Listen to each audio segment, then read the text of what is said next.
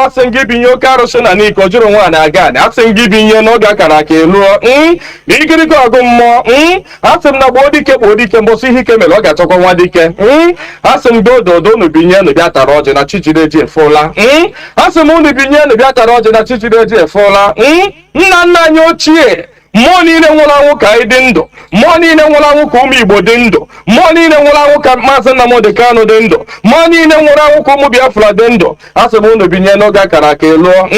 Asị m na gboo dike mbọsị ihe ike mere ọ ga-achọ nwa dike. Ọ sị na mberede nyere dike na mberede ka o ji ama nwa dike. Ọ ya ka m ji akpọ unu n'isi Ọhamadike. Ọhamadike bụ Maazị Nnamdi Kanu. Ya bụ Maazị Nnamdi Kanu, otu mkpụrụ anya ji isi ụgwọ, otu ọnụ na-ekwuchitere mba niile, ụkpaka na-agba n'udu mmiri na-agba n'oge nke ya. Asị m unu binye n'isi ya, nye ogologo ndụ na-arụ isi ike, napụta ya na eke, napụta ya na orie, napụta ya na afọ, napụta ya na nkwọ. Asị m na ahịa akara aka anaghị eri nwa ngwụrọ, na ahịa akara aka agaghị eri Maazị Nnamdi Kanu. Asị m unu ga napụta Nnamdi Kanu na eke, napụta ya na orie, napụta ya na afọ, napụta ya na nkwọ. Asị m mee ka ọnụ niile kpụrụ njọ n'isi atụgharịa kwụ mma, ka ọnụ kọrọ ogiri ọnụ kọrọ ogiri lacha. Chukwu okike abịa ama onye jiri mmiri siri ike kwa aja were aja siri ike kwa mmadụ. Asị m na taata bụ ụbọchị eke n'ala Igbo. Asị m na eke ga-eketara Nnamdi Kanu ndụ, eke ga-eketara ya nwere onwe, oke ga-eketara ya ndụ, oke ga-eketara ya Biafra, oke ga-eketara ya nwere onwe, oke ga-ekegburu ya ndị iro, kegburu ya ajọ mmadụ na ajọ mmụọ. Asị m na mbọsị ọ ga-apụta ekwensu ga-anọ n'ụra, ndị ilu ya ga-anọ n'ụra. Ọ kwara ekwe osu. Asị m gịnị bụ ekwensu? Asị m na mbọsị ọ ga-apụta ya bụ ndị iro ga-anọ n'ụra, ọha bụ ndị ọha ma bụ ekwensu. Asị m na ha ncha ga-anọ n'ụra. Na Nnamdi Kanu ga-apụta n'ike na ebube. Nnamdi Kanu ga-apụta n'ike na ebube. Asị m na ọnụ kwụrụ njọ n'isi ya ga-atụgharịkwọ mma. Asị m ọbịa igbu Nnamdi Kanu bụ onwe ya. Onye si na Nnamdi Kanu agaghị adị ndụ, onye a ga-eji anazere mmiri. Onye si na Nnamdi Kanu agaghị apụta, onye a ga-eji anazere mmiri. Ọnụ niile kpọrọ ogiri ọnụ ga-akọrọ ogiri lacha. Osisi abụla oturu ga-emeche wee kwele. Onye si na Nnamdi Kanu ga-apụta, asị m na ọnụ ahụ iji wee kwuo ya na ike ejikwa ya wee kwugharịa mma n'isi ya. Asị m na ebe onye ahụ na-atụ Maazị Nnamdi Kanu aga-asị m aka gị ga-akpọnwụ. Osisi ahụ fụrụ Nnamdi Kanu wee tọọ nkwe, asị m ikuku futuo gị. Anya ọbụla fụrụ Nnamdi Kanu kwawa akwa alị, asị m alịrị akọrọ ya n'anya. Onye fụrụ Nnamdi Kanu cheta ihe gburu nwa ya, ihe gburu nwa ya gbuo ya, maka na ọ bụrụ ya gburu nwa gị. Chukwu okike abịa ama asị m na belede nyere dike belede ka o ji amawa dike. Asị m na okirikiri ka a na-agba ukwu ose, ọ dadị ukwu ose enu. Na okirikiri ka ndị iro ga-agba Nnamdi Kanu mana ha ama mkpata ya aka. Ọ sị na nkirikiri ka ọ na-ekiri odido jiri odido enyi ozu. Na ọkwado nkirikiri ka ndị iro ga na-ekiri ya mana ha ama afụ ya anya. Asị m na eje anaba isi ije. Asị m na Nnamdi Kanu ga-eje na ọ ga-ana. Asị m na inye anaghị eri ọba maka na inye na ọba bụ nwanne. Inye agaghị eri Nnamdi Kanu maka na ọ bụ nwi. Asị m na Nnamdi Kanu ga-adị ka echi echi anaghị agwụ agwụ. Maka na ije ejere bụ ije mmiri, ọ bụrụ eje nkụ. Asị m na ya bụ ije ga-abụ ije mmiri. Asị m na ọ ga-anata n'udo. Asị m na ọ ga-abata sirili welere. Asị m na unu ga-aga kpọnatara anyị Nnamdi Kanu. Asị m unu ga-akpọnatara anyị Nnamdi Kanu, ga-akpọnatara anyị Nnamdi Kanu, gaa tụnye ugo, gaa nye ya mmeri, gaa nye ya mmeri, gaa nye ya mmeri, tụnye ugo n'elu ugo, nye ike n'elu ike, nye ya ndụ n'elu ndụ. Ọkwanụ ndụ ka o ji efu n'efufe. Unu nye Nnamdi Kanu ndụ, onwe ike wee kwụrụ jinjin, onwe ike wee kwụrụ wee fuo n'ofufe. Ha sị na ya kara aka anaghị eri nwa ngwụrọ. Ihe mere ha ji jide Nnamdi Kanu bụ ka nwee ike wee megide ndị Igbo, ka nwee ike megide ụmụ Biafra, ka nwee ike wee kwuchie anyị ọnụ, ka ha nwee ike wee kacha ihe mere okwu ọzọ. Mana ama m na dododo Chukwu okike abịa ma ndị nwa na ndị nwe mmiri, ndị nwe ikuku, ndị nwe anyanwụ, mmụọ nna anyị ochie, mmụọ niile nwụrụ anwụ ka anyị dị ndụ, mmụọ niile ọ kpọfụrụ ọbara ha n'ike maka ihi Biafra. Asị m unu binyenu, asị m unu dododo na ọkwa na unu bụ ihe nwe ike a, ọkwa na unu ga-eji ọgụ mmụọ, ọkwa na unu ga-aga buori ahịa, ọkwa na unu ga-aga napụta ya maka ihe ọ tinyere unu n'aka anaghị ele ule. Asị m dododo igirigi ọgụ mmụọ.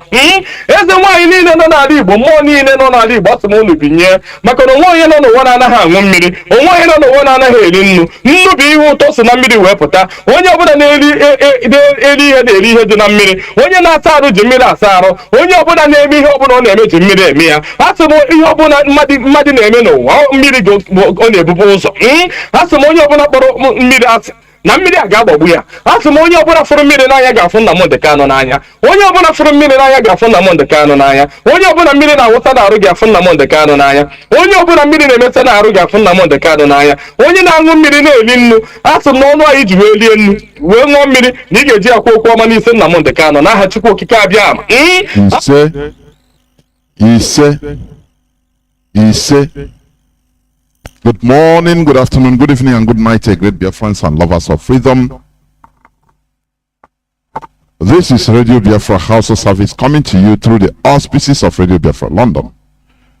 My name remains Mazi Jonathan Chinedu from Olo province of Biafra land, and today is the 22nd day of October 2022, being Saturday, Obochafo, our market day in our land. Therefore, this is a day dedicated to religious discussions. I welcome each and every one of you to welcome your friends and well-wishers. Even do not deny your enemies of listening to this hallowed platform. Today, do not forget, currently our family in Austria is holding ESN fundraising. Do not forget, our Austria family is holding ESN fundraising through Zoom. If you want to join, let me see the Zoom. I don't think I have. Okay, Zoom meeting ID, please. If you want to join to support ESN currently in Austria, just log in. The Zoom meeting ID is 606 529 8630. Let me repeat the Zoom meeting ID so that if you want to support in any way financially, you log on to Zoom. The Zoom ID is 606 529 8630, and the passcode is simply ESN, capital letters ESN. That is the passcode or password, as you may call it. Therefore, today we must continue preaching the gospel of emancipation, the gospel of freedom, because genuine freedom will only come through mental liberation. That is the truth. Before I go on to some news headlines, very few which I will touch before we go into the business of the day, I will bring in Wada. Please introduce yourself before I go on. Over to you, Wada. Good afternoon, Mazi Jonathan, and how are you today? And good afternoon, my fellow Biafrans. My utmost respect to our Hamadike. We continue to relish, we continue to anticipate his total acquittal. We are looking forward for more good news. My utmost respect to DOS, from Mazi Edoziem to the last one of them, and to each and every one of us, and to our able lawyers. I salute them, I respect them, and to my fellow Biafrans, welcome to our religious discussion today. I know that we're already eager to see what is going to come up. So as we sit down and relax to rejoice and enjoy this, let us bring in our listening ears, bring our mind and heart, and pay attention so that at the fullness of time, toward the end of the program, we can be able to react with questions and contributions. My names are Marien Haider. I come from Umunoha. Umunoha is an Nnamdi local government in Biafra land. But right now, as we speak, I'll be communicating from United States of America. Thank you all. Thank you for your dedication. God bless you all as we relax and let's roll the ball. Once again, I welcome each and every one of you to today's edition of Radio Biafra House of Service. Today is the 22nd of October 2022. You know why I used to repeat the date so that you understand that we are live. Today is Saturday, 22nd of October 2022, being Afro, Oboche Afro. Therefore, today is dedicated to our religious discussions. Before we go on to the topic or into the topic of the hour, I will first of all go into some news that made the headlines, please. Some news that made headlines. You know, of course, no good news in the zoo called Nigeria. Everything is bad news always. Herdsmen attack, 36 corpses recovered, scores missing in Benue State. Herdsmen attack, 36 corpses recovered, scores missing in Benue. You know, you don't even hear all this news again. What is happening in the zoo, the killings, is so overwhelming that is no more news. You understand? People are tired of hearing it. That's why you don't hear all these things. The killings that is going on by the Fulani terrorists. Every blessed day. It doesn't make news again, even on televisions, on radios, because they say, oh, it's normal thing. How many killed today? Once you hear they say 36 corpses recovered, which means multiply by 3, it can be 100 and something. The same story, herdsmen, but will Nigerians learn? Do they learn? Will they react? The answer is no, because they are dead bodies. That is the truth. They are dead bodies.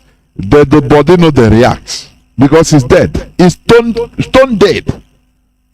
Cold. That is what Nigerians are. That is why also, are you listening also to what do you call him? The former defense, former Minister of Defense. Lieutenant General Theophilus Danjuma. He has said again that if you don't root out bandits, Nigeria is finished. E.Y. Danjuma. That is October 22, 2022. You know, the other time he said they collude, that Nigerians should defend themselves. You know, they like to go around the issues. These are not bandits. These are, they baptize them. Their baptismal name is bandits. These are highly organized Fulani terrorists that is being sponsored directly by the Caliphate, Nigerian government, by Asorok. Do you understand? Do you remember how when Ihejirika was removed? Because during Goodluck Jonathan period, because they say he's killing Boko Haram people too much, and they lobbied and they removed him. Do you see that? But do you see, these are terrorists, so but look at our people, how our people are being slaughtered by our own people. That is one thing that is something I cannot understand. Sometimes I reason this, I say no, I cannot. It's incomprehensible.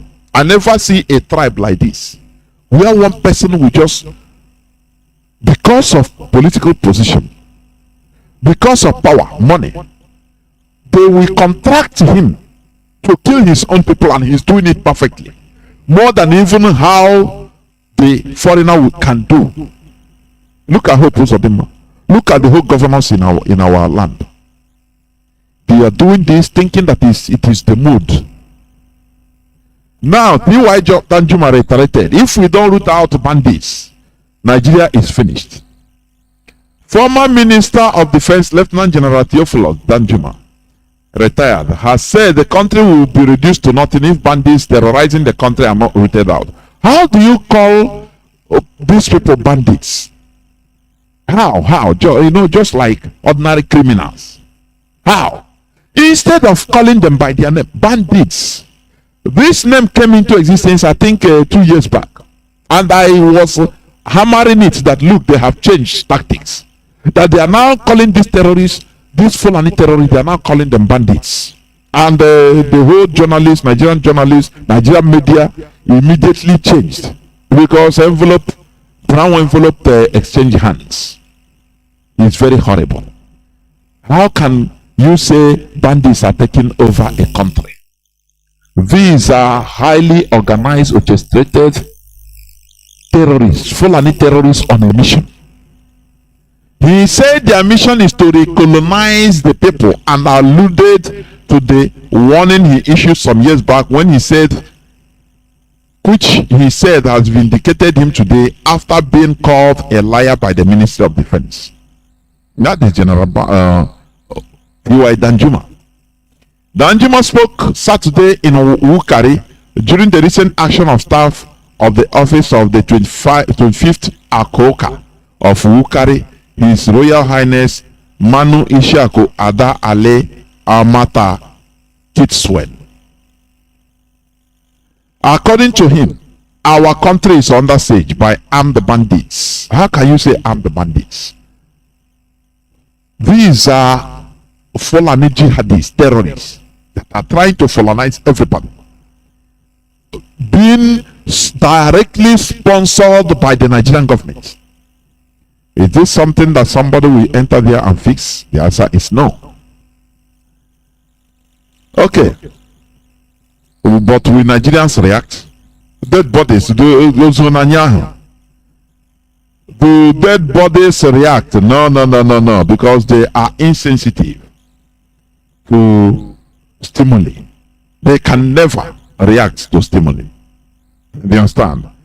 Now, let me also read this news headline, which also I talked something about. Interpol arrested 75 suspected cyber criminals linked to Nigeria's Black X cult.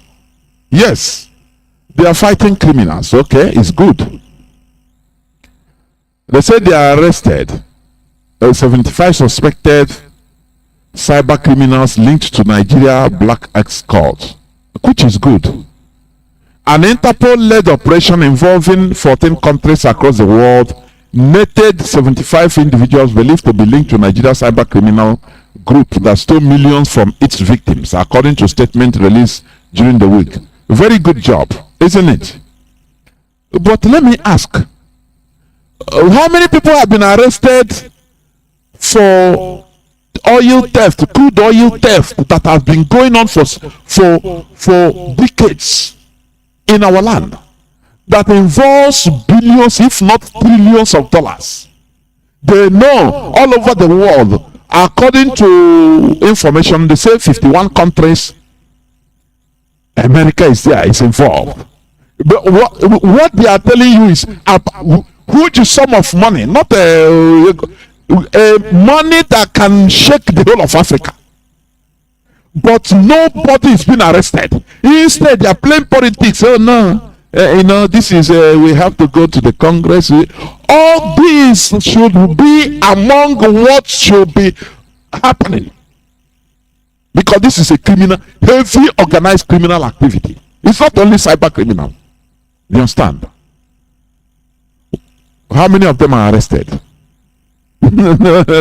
How? Just ask me. This world is a world that is disgusting with the hypocrisy. they go for the soft spots because they are Nigerians, they are Africans, they don't have power, so demonize them, they are criminals, and they. But the real criminals of this world, killing people, killing millions of people every year through their criminal lootings and activities of stealing from poor people. They are the ones making policies in this world. They are not talking about them. Do you understand what this world is all about? Lies, hypocrisy, deception, manipulations. I am not saying that arresting cyber criminals linked to Nigeria's black escort is bad, but why not go?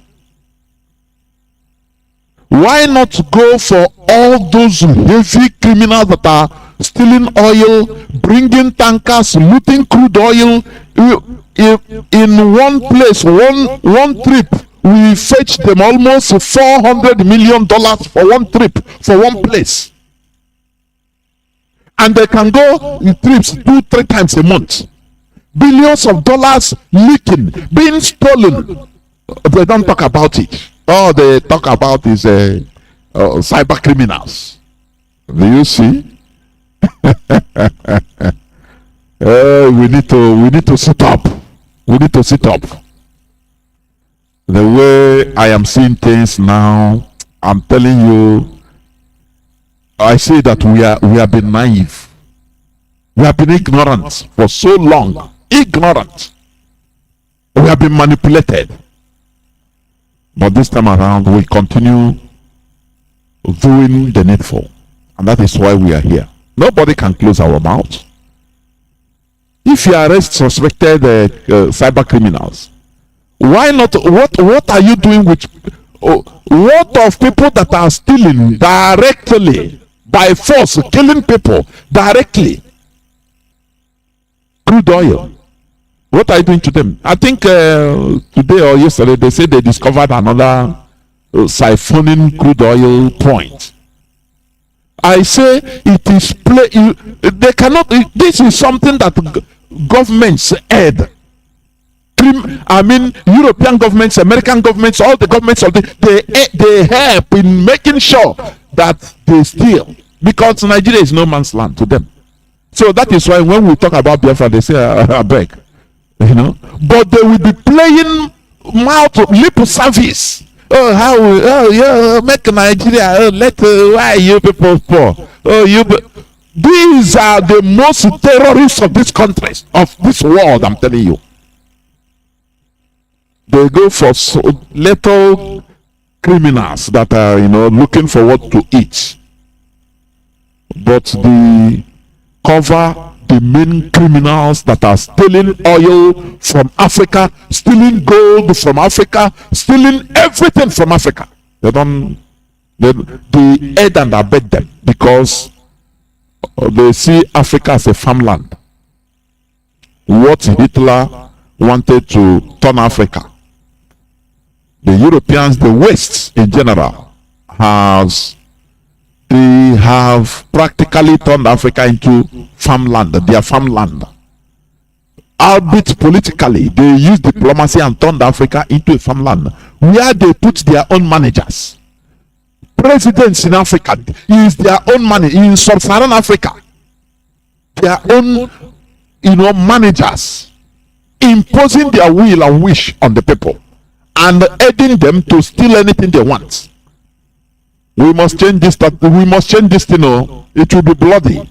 One man, I used to play his clip here. He said that if Africa choose to fight back against the West to control their own resources, that things will be different anyway. That the living standard of the West will go down. He said it pump and plain. And he said the West, they will not live without a fight. Which means he is going to be bloody. It's going to be bloody. We shouldn't be in this status quo, in this mess all the years of our lives. They will tell you, hey, Interpol arrest 75 suspected cyber criminals linked to Nigeria's black X cult. Okay. What of those that are linked to America? Those criminals that are looting, that are stealing crude oil, millions of barrels of crude oil every day, linked to America, linked to Europe. What do you talk about them? No, there is no gray area. We must open our eyes. I'm telling you. We must continue. Now, let me see this one. Okay. They say CAN, that is Christian Association of Nigeria, talk stuff as top members appear in Tinubu Shetima campaign team. Do you see what is happening? That is why we are disintoxicating people in this hallowed platform, for you to understand what they impose on us as a religion. It's just a deception, I'm telling you. Christian Association of Nigeria, a body that is normally under normal circumstance, that is meant to protect the interests of Christians. Let's just analyze this. Now, where are they going? Who are they supporting? Muslim tickets. Tinubu Shetima, who are Muslims in a multicultural country like Nigeria. Others, they did Muslim, Christian Muslim, but they themselves, this place, Christian Association of Nigeria is going to support, is there, their names are there, their campaign, the campaign list of APC. Now, with Daddy Gio, what is the name of that Daddy Gio? He is there also, not Oyedepo, the other one. He is there supporting Islam. When we say that in our land, we Christians and they are Iwakabara.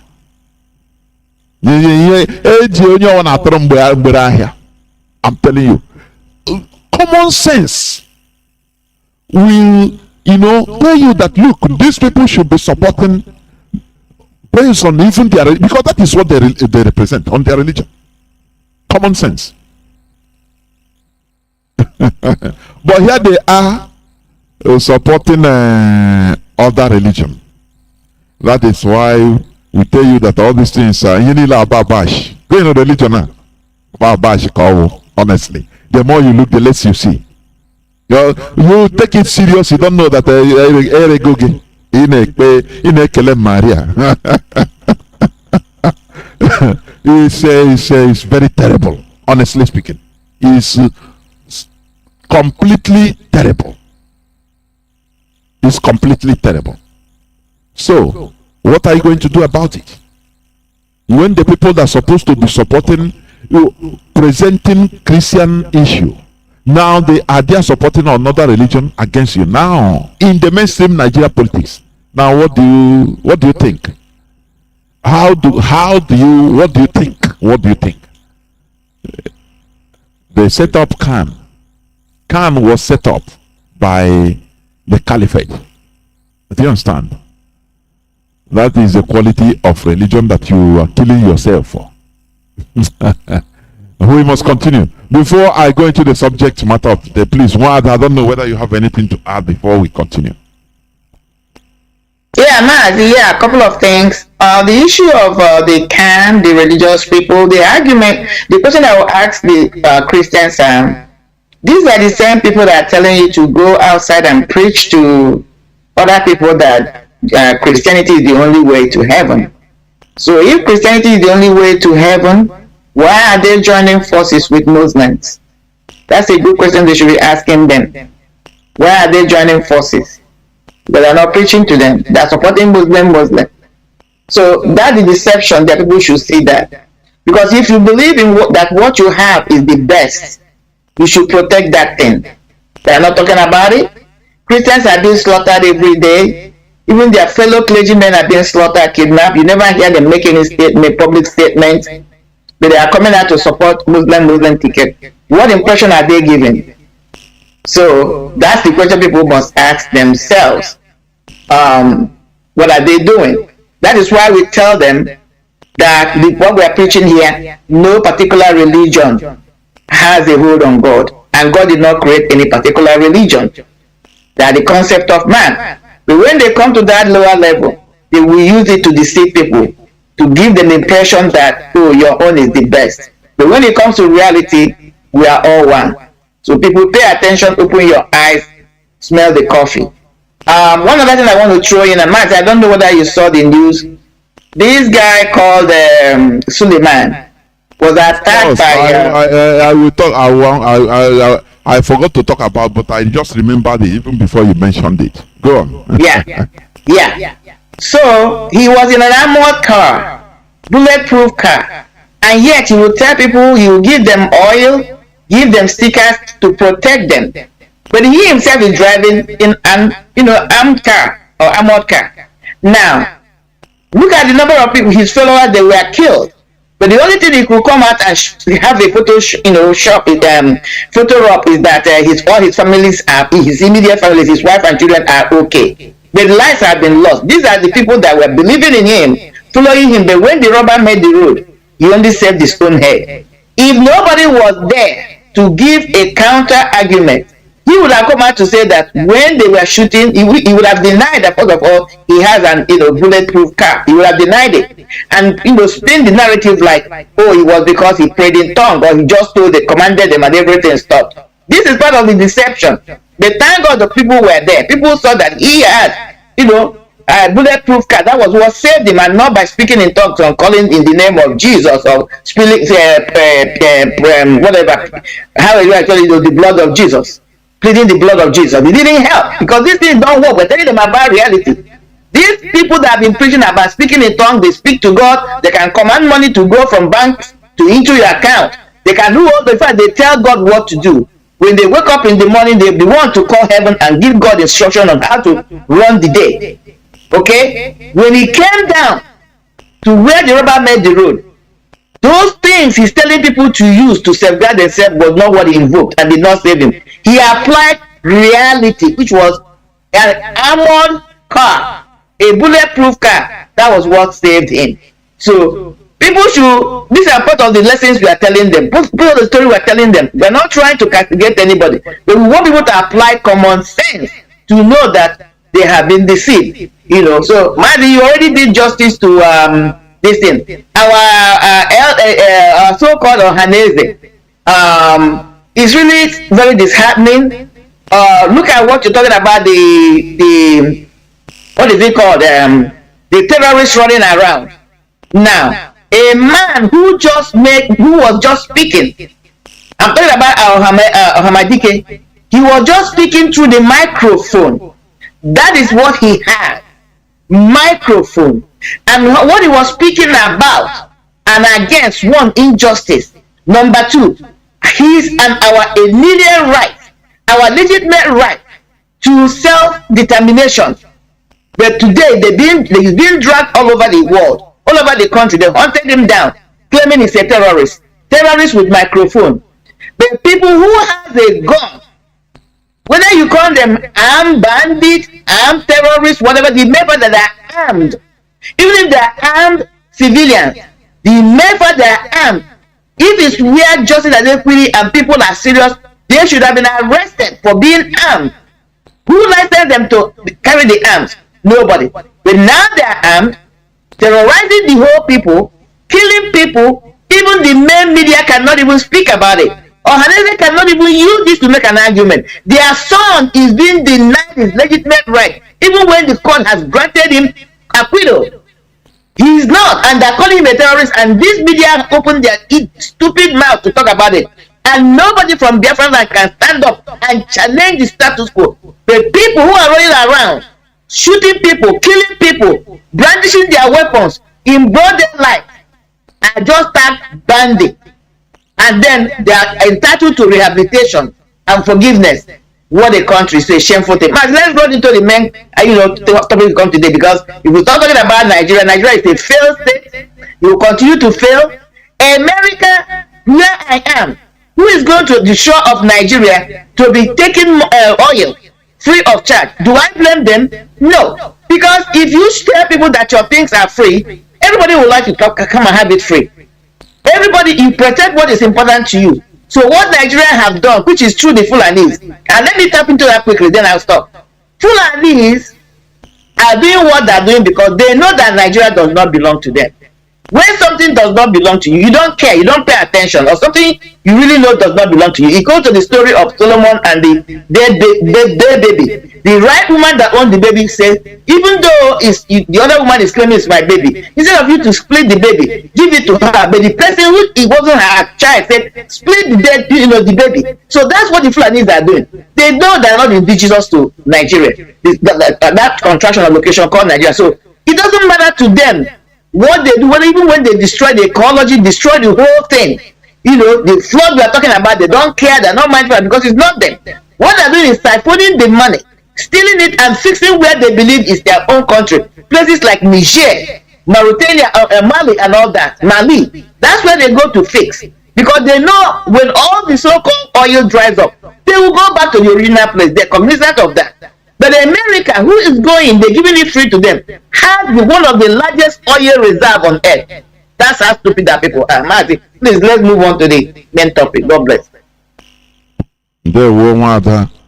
Just like as you reminded me of Suleiman, I put it up on my Facebook platform. The worst part of it is that this man came up and start saying that all his family members, he brought out all his children, that all are intact, that no scratch, thank God. So it's a miracle. Literally, he is telling the whole people that died because of him that they are stupid. But they are really. Because he is in a bulletproof vehicle, but they are not. Of course. That was why he survived. He's thanking God. Of course. God did not come down and save him. It was because he didn't care. He never cared about those that died. But he's telling other people to just call on God and everything will be okay. That is the let me just read a bit about Apostle Suleiman was saved from being assassinated by his bulletproof car. Other people in non-bullet or proof vehicle in his entourage were all killed. But Apostle Suleiman happily came out and gave testimony that he is alive, whereas up to 7 people were massacred. He said that God saved him, which is the same lie they preach to their gullible zombie followers. Bulletproof vehicle absolutely saved him. This is the mentality of an average selfish Nigerian clergy. Instead of using their podiums to preach enlightenment to the people, they preach fake miracles. Instead of using their positions to inform the people that they should rise up and hold their political elites responsible for their woes, they always misinform and lie to them to hold God responsible for their misery. These self-acclaimed men of God are the most impediments to people's mental development, especially in the zoo called Nigeria. A country can never advance without first of all advancing the mentality of the people. These men of God urge their followers to purchase their miracle oil, sticker, handkerchief, etc. for protection, while they go on bulletproof vehicles and hire armed the police and military for protection. What a hypocrisy. These clerics should understand that the bad system affects everybody irrespective of social status. Where there is a breakdown of law and order, everybody, including the clerics, suffer the ugly consequences. This is the case with Nigeria. But will they learn?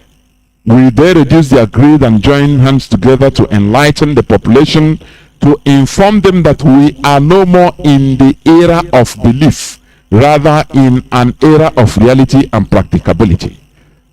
Ask yourselves, do clerics in the United States of America, Canada, Europe, Singapore, and other developed countries use bulletproof vehicles? Does Pastor Suleiman use bullet-proof vehicles whenever he travels to the United States of America? The answer is capital no. The reason is they are developed and refined systems built by the people and not by God. System is superior to prayers. Nigeria is a fair system which no prayer or fasting could fix. We are the people that should help ourselves by going to the fundamentals of the Nigeria problems. That is why Nigeria needs referendum now instead of elections. This is where we stand. You know, they deceive the people.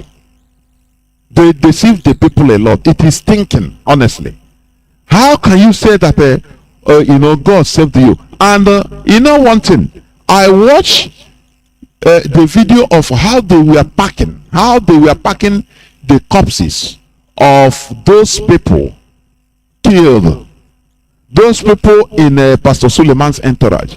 No ambulance, no heads, nothing to carry them. They just load them like log of foods. In Nigeria, you know, this is an I saw on social media. It's always happening. They load the people, the way they load the people, dead bodies, even wounded people, they load them on the back of trucks as if they are log of wood with no respect. Because they don't care about them, they don't care. How can you call yourself a leader? It is normal thing. When you see all these things, you become ashamed, for goodness sake. They don't care. How can you call these are people that were following him, believed in him, and they were killed?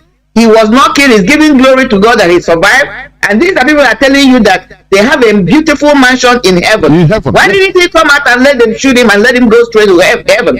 He couldn't do that. And then the people he has been deceiving were the ones killed. And he couldn't even show an atom of any simple empathy that these people were killed because of him. Because it was because of him they were killed. Nobody knew them.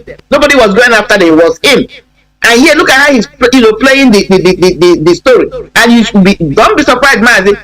Some of these stupid followers, if not all of them, will believe him that it was God that saved him. Exactly. That's why I said, when he saw them, why didn't he come out and then begin to pray and see where he would have been by now? And so he didn't do that. And why did he not provide his entourage, all of the entourage with bulletproof? Why didn't he provide them with bulletproof vehicle? People are just, I don't know, man. Honestly, people are stupid. The most stupid zombies. You know, they are dead bodies.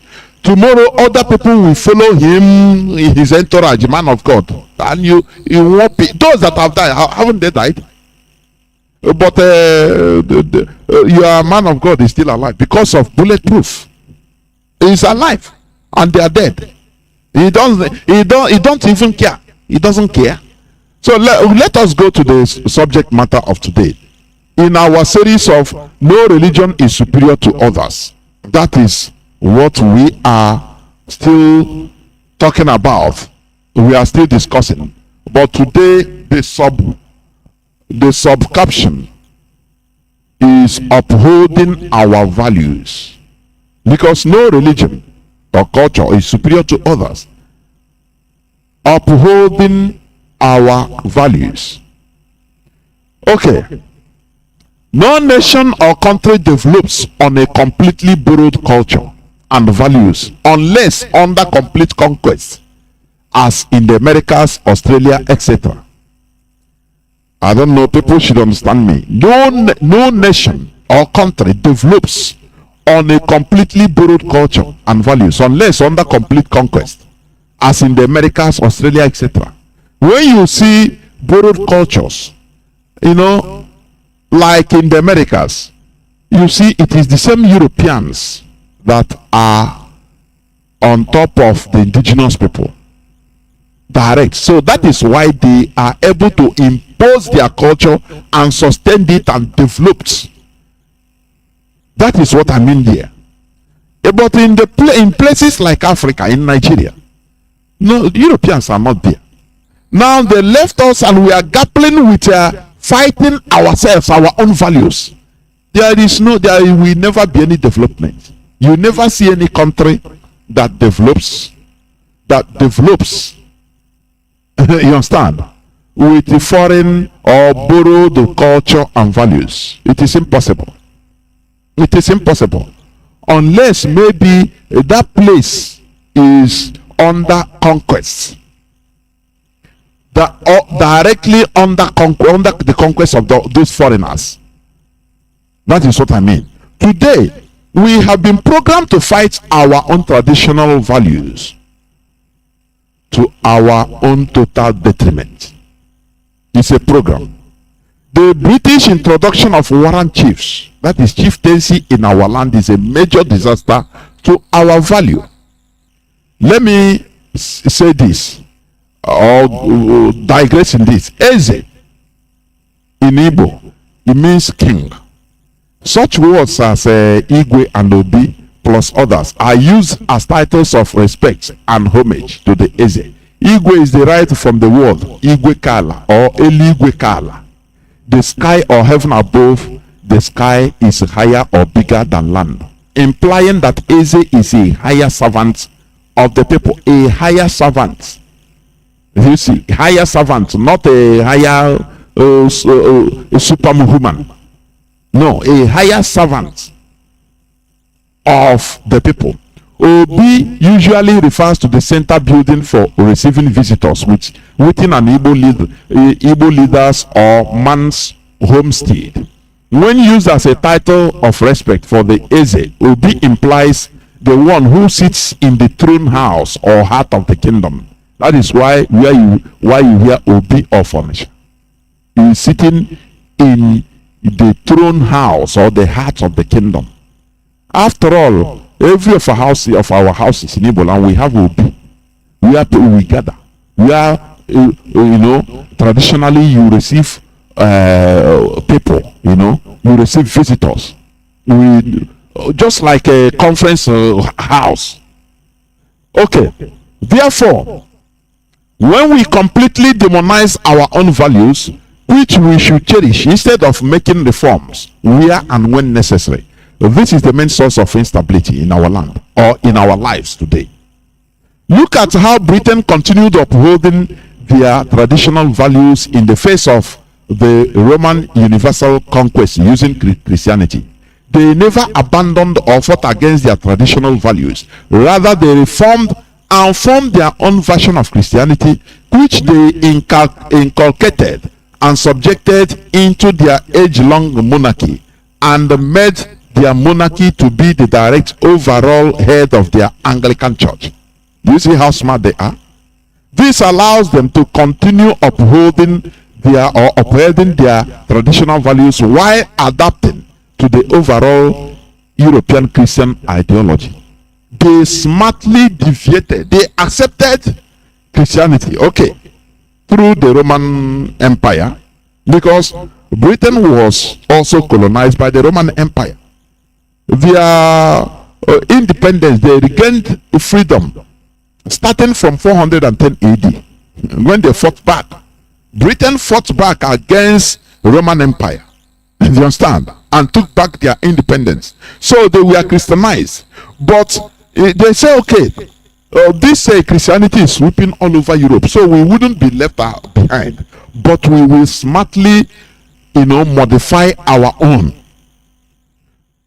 and also keep our own traditional values. Listen, these are enlightened people, I'm telling you. Now, what they did, smartly did, they started looking for loopholes, in order to challenge Rome ideologically, the church. This led, that's why they are called Protestants. Now, this led to them deviating, removing themselves from Catholic, but they are Christians, but they remove themselves as Catholics, and they become Protestants, Anglican. And in that case, they went further. In order to also not to lose their values, they made sure they smartly reformed themselves, adapting to the situation. Now they made their monarchy the head of Anglican Church, which means where they are treated, they are telling everybody in Biafra land, when they came to our land in Nigeria, to rebel the church. The missionaries were instigating people. If you're a Christian, they demonize, they make you go against your tradition. Do you understand? They tell you go and burn your shrine, this and that. But the British, they didn't do that. Instead, they adapted themselves with that new religion. And smartly, they now said, okay, declare that the head of our church, this our church, is our king, is our monarchy. If he's a woman, is a queen. And till today, Anglican churches around the world, including those in Biafra land, they are paying obeisance not to even Christ or God. Their overall head is the king, the now king of England. Do you see how smart they are?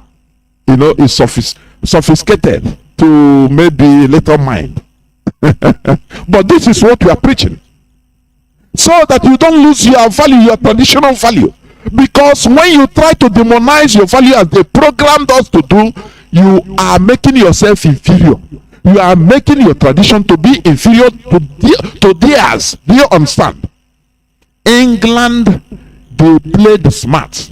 Now, just go and type Google, who is the overall head of Anglican Church?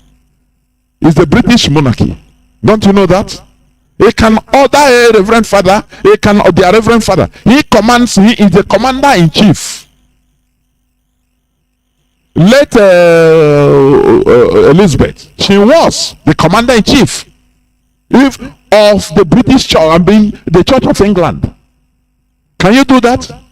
No, but in our own, they come, you build down, anything they tell you, rebel against your kings, rebel against your traditional values, and you are doing it because you're stupid. You don't know, you don't understand, you don't know. This is what we are preaching. You understand? Britain, they are wise. In our case, we follow the church to completely demonize and destroy our values to the extent that we today live in a complete dilemma. You know, dilemma, crossroad. No more understanding our roots. We are helping foreigners in complete obliteration of our traditional values. Remember, it is only a bastard that doesn't know who is his father. And the psychological effects haunts him all the years of his life. He lives unstable life, whether he is rich or poor. Do you understand? That is why we encourage our people to go into researches to understand who we are, our values, real values, not what they program us to believe. Because there is no religion that is superior to others. If you make your religion your own inferior, you know, okay, foreigners will take advantage. But today we are reversing all this. We are trying to reverse all this in our heads, so that you understand that it is only us that can do our thing, better our thing. I will give you example. I will give you example, please. As I said, it is only a bastard that doesn't know who his father is. And do you know what? When that child grows, it doesn't matter he is wealthy, he is rich, or he is poor. That psychological effect of not knowing his father will be very big, huge on him. He will virtually be living a miserable life until he found out his father. That is the situation, the dilemma we are today. Mazi, that is what the root of what is troubling us is psychological. I'm telling you. Now, I want to give you an example, please. You know, in the Bible, we read about the Hebrews, the 12 tribes of Israel. We read about the Levites. Listen attentively, please. We read about the Levites, yes. The tribe of Levi served the particular religious duties for the Israelites. These are people that we are set out according to the Bible, which is they continue upholding their culture till today, set out dedicated to the service of the Most High. Do you understand? No, now, these Levites are respected, given their honor still today. I'm just coming. The tribe of Levi served the particular religious duties for the Israelites and had political and educational responsibilities as well. That is, administering cities of refuge.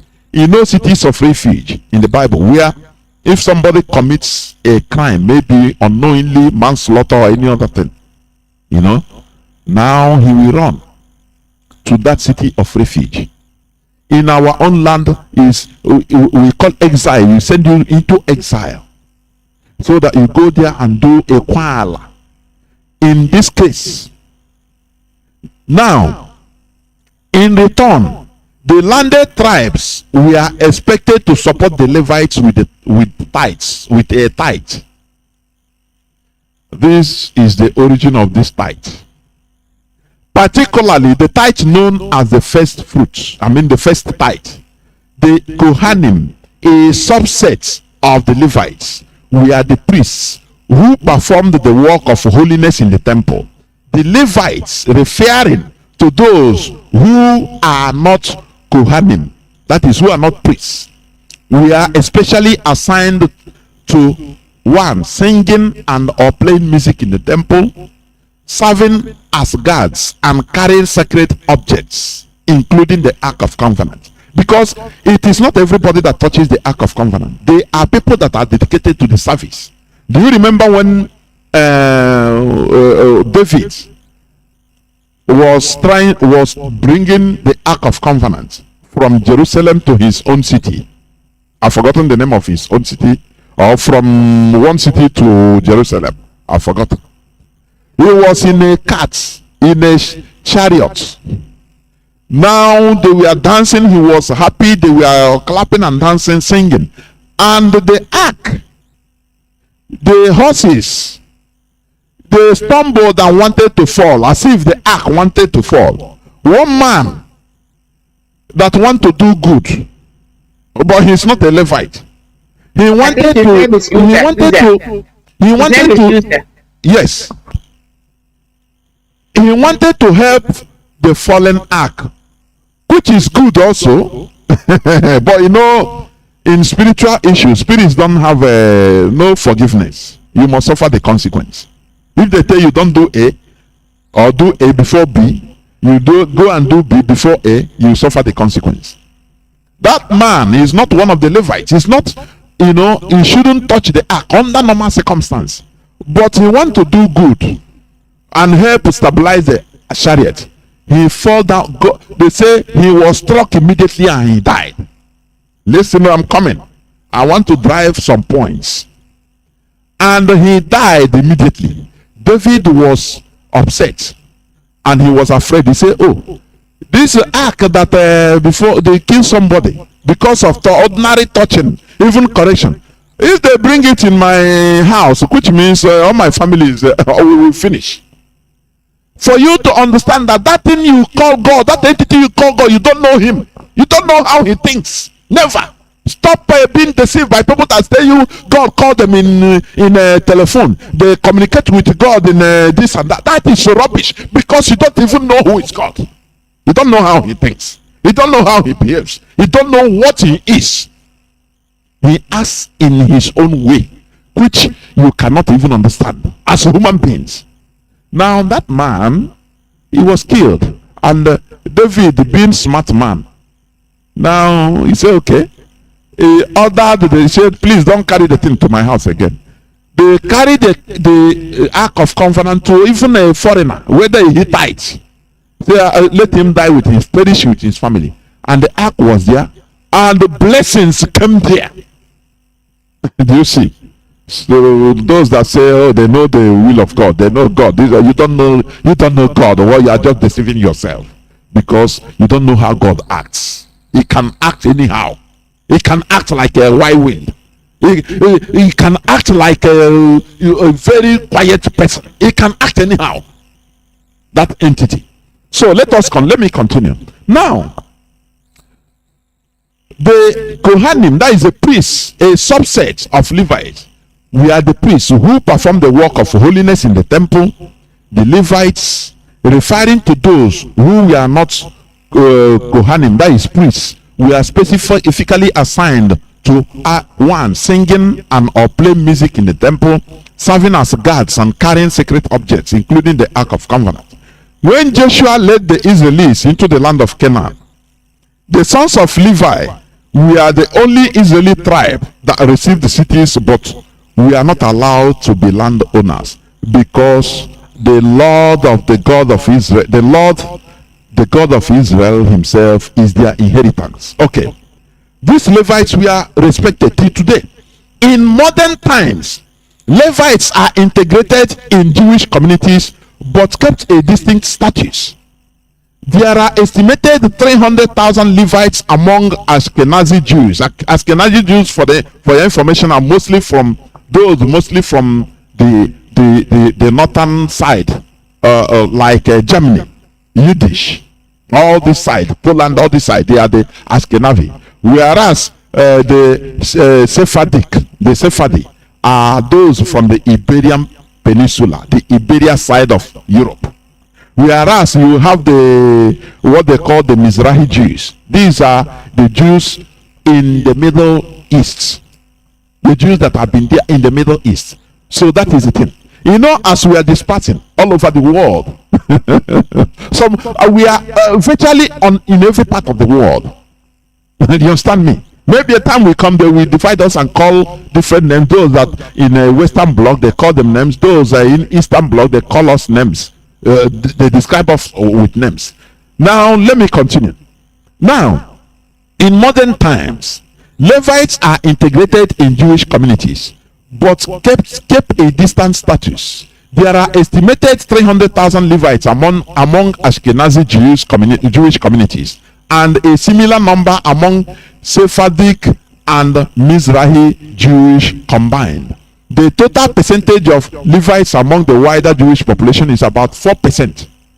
Orthodox and conservative Judaism, which believes in a restoration of the temple as a house of worship and in some special role for Levites, recognizes Levites as having special status. This is in modern time, I'm telling you. There are a smaller number of schools primarily in Israel to train priests and Levites in their respective roles. Do you understand?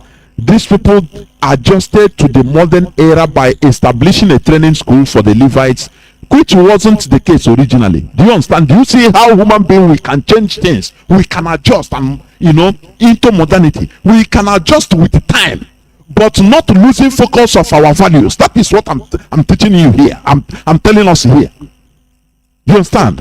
Before, do you read in the Bible where they have schools for Levites? But today they have schools in Israel, because they maintain that value till today. They respect those people and give them special status. In some cases, they even exempt them from serving military or compulsory military services, because they are Levites. People, I'm coming, please. Today in Israeli culture, to honor the Levites, especially Levites' special status, the second layer of the Torah services is traditionally preserved for someone who is a Levite. In synagogues, where the Kohanim, that is the priests, offer a priestly blessing, sometimes a Levite will wash the hands of the Kohen first. That is his job, because he is dedicated to the service of God. In honor of the traditional role of Levites washing the hands of the priests in the temple. Now, when we come to our land, listen, because I brought this thing in order to analyze, compare to our land. Okay, in our land today, we have what we call Osu caste system, Osu, which we demonize. Please listen attentively. This Osu, right from time, has been demonized by our people. The Osuka system is a traditional practice in Igbo land that it discourages, according to their definition. Oh, Chineke Kunayo. According to their definition, I will tell you why I say so. Listen, according to their definition, they want us to believe. The Osu caste system is a traditional practice in Igbo land that discourages social interaction and marriage with a group of persons called Osu. Osus are dedicated to the deities. Do you see? In the case of white people, the Jews, they say, oh, they are people of God, the Levites. But in our own, they say they are dedicated to the deities. Okay, let us take it like that. Alose in Igbo land, yes? They are considered as inferior beings and usually separated from Wadiala or Diala. Oh, Chineke. Do you see? Let me ask you, because we ask, we should think. Common sense should come into play in some cases. In this case, I want people listening to my voice. Let me read what they describe Osu to be. You understand? In the Levite system in Israel, it is still happening, it is still there. They respect them, they honor them to the extent the government even recognize them. Sometimes exempt them from, voluntary, compulsory military services. They perform the duties because they are the people dedicated to God, their God. Okay, the God of Israel. Okay, very nice.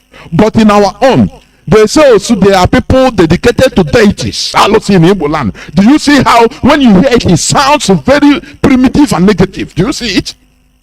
Now, they are considered as inferior. Now, my question is this: how can someone dedicated to a deity be regarded as inferior? Because I want people say common sense to intervene here. These people, they say they are dedicated to deity. Now, how can you refer to somebody or a group of people dedicated to deity as inferior? It's a question I want people to answer. Whereas the people turn to the same deity in times of trouble and crisis. If there is problem, you go to deity, to that deity, that I will say for deity. But the people, excuse me, but the people that are dedicated, that are performing all these things, now you tell them that they are inferior. Don't you see that there is something wrong? There is something that we never know, we never understand. There is something they are not telling us. Okay, how can you refer to pastors, modern day pastors, reverend fathers, sisters, Buddhist monks, Muslim imams and sheikhs of these modern times as inferior? Though people are less religious in this era. It's just like, okay, all those time, okay, let us assume they are dedicated to deity. For what? That is a question you should ask yourself. Now, if really they are okay, they are serving the deity, now they are inferior. The same way you see pastors, do you see how men of God, pastors and bishops are respected today? Imams, clergy, all types of clergy, sheikh. Look at Sheikh Gumi. Oh, he is respected everywhere because he is. According to their own belief, they are dedicated to the service of their God or Allah, anything you call it, to the deity. It's a deity. Do you understand? But in our own case, they made us turn ourselves, turn our history, bend it so that we see it as evil, and we start looking down on them. How can you say people that are dedicated to the service of a deity, they are inferior? This is where I cannot understand. That is where I want us to explore more, please.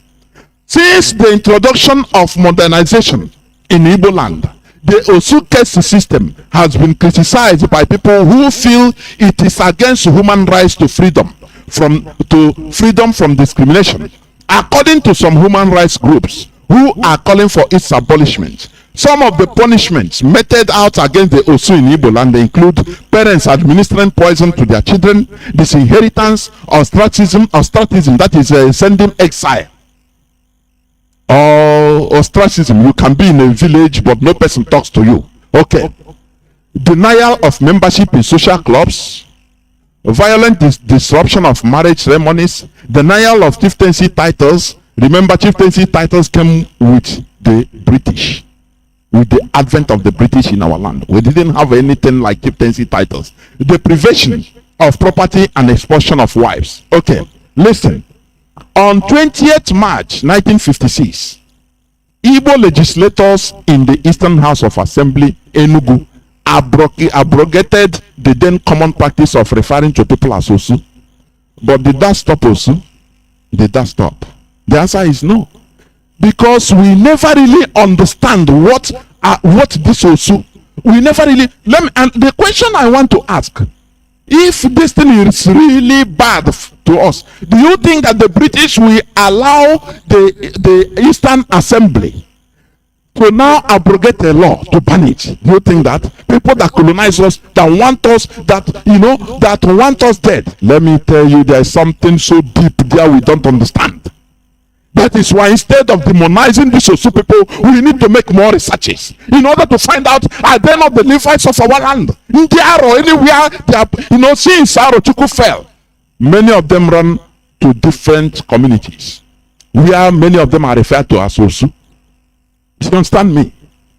I want us listening to my voice, our intellectuals, we should go into deep research about this, because they have deceived us enough. They have made us to lose focus, to be in a dilemma, to start fighting something that we should manage, something that is very good to our living. But they made us to be fighting against it. Now, as history may have it, the Osu caste system has been abolished also on 28 December 2018 after 1956 abrogation of that Osu, or to no avail. In 2018, a ceremony conducted in Iri, the acclaimed ancestral home of Igbo nation, in Aniocha local government area of Anambra State. The title of the abolition ceremony was Nigeria, Osu caste system in Igbo land ends today. But did it stop it? The answer is no. Also on 7th April 2021, another abolition ceremony took place in Nsukka, Enugu, as 119 villages in the 9 autonomous communities in Nsukka town, Nsukka local government area of Enugu, gathered to eradicate the Osu caste system in their communities. These are efforts in futility. Did it stop Osu today? The answer is no. Different views have been made. Listen, different views have been made on this outrageous topic. The Osu caste system is a practice in Igbo land where some people are tagged second-class citizens as against the firstborn, the freeborn, and therefore are denied certain privileges enjoyed by those who are called freeborn. In this sense, second-class citizens are not allowed to marry a freeborn and are not qualified to take certain traditional titles which are exclusively reserved for the freeborn. However, listen here, because this is where I want to bring out. However, different opinions or views on the subject matter have been made by different people, making it impossible for the true evolution of the Osu caste system in Igbo land to be understood. And it indicates that the majority of Igbo people in the present generation do not have evidence that proves when the Osu caste system came into practice in Igbo land. That is where I want to pinpoint. Because all these things they are talking, Osu is this, they are not freeborn, they are this and that, but they still exist. Look at wherever they are. The people you call Osu, they progress more and more, even more than the other people. Don't you ask yourself why? Don't you ask yourself why? It may be that they are the Levites. I'm telling you honestly. Because when Arochukwu fell, Aro Shrine, which the Europeans call Long Juju, the Aro, they dispersed. The people there, they selected people for the service of our Chukwokike. All of them, they dispersed. Now Europeans went into work in order to demonize, that these people are inferior. They were serving deities, they were dedicated to deities, and that then caught up with us, and we started, we started making mess. Oh, these people, they are no this, and people that should be proud that they are serving, they are at the forefront, they are the bearers of the Ark of Covenant in our land. Now we demonize them. Is it not when things fall apart? Can't we think? Everything is not direct. Everything is not black and white. There are other colors. Do you understand? That is what I want to provoke, for people to go into research, because even as it is written, they say no person understands, the origin of this Osu caste system. Nobody. All these things are speculations. Oh, those who they are dedicated to Rabara, this and that. This might be the Levites of our land. Watch all of them. Anywhere you see them, they are progressive more in every community, more than others. So you understand? And you still call them, our mumu should do. You understand? Sometimes we go back instead of going as the program was to be. Look at in 1956, during the time of colonization, even. Is it not Britain that provoked them to go and start, pursuing shadow? The senators of the eastern senators in Enugu started abrogating also, instead of making more studies to understand what is this. It's not normal. There is something that is profound that is there.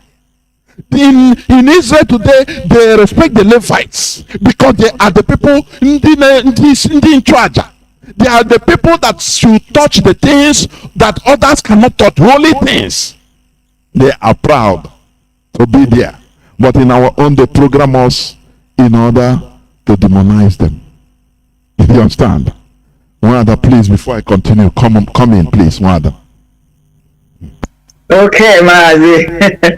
This is an interesting topic. Before I start, I'm going to say this. The way I'm going to qualify this topic we are trading today, or we're about to trade the caste system.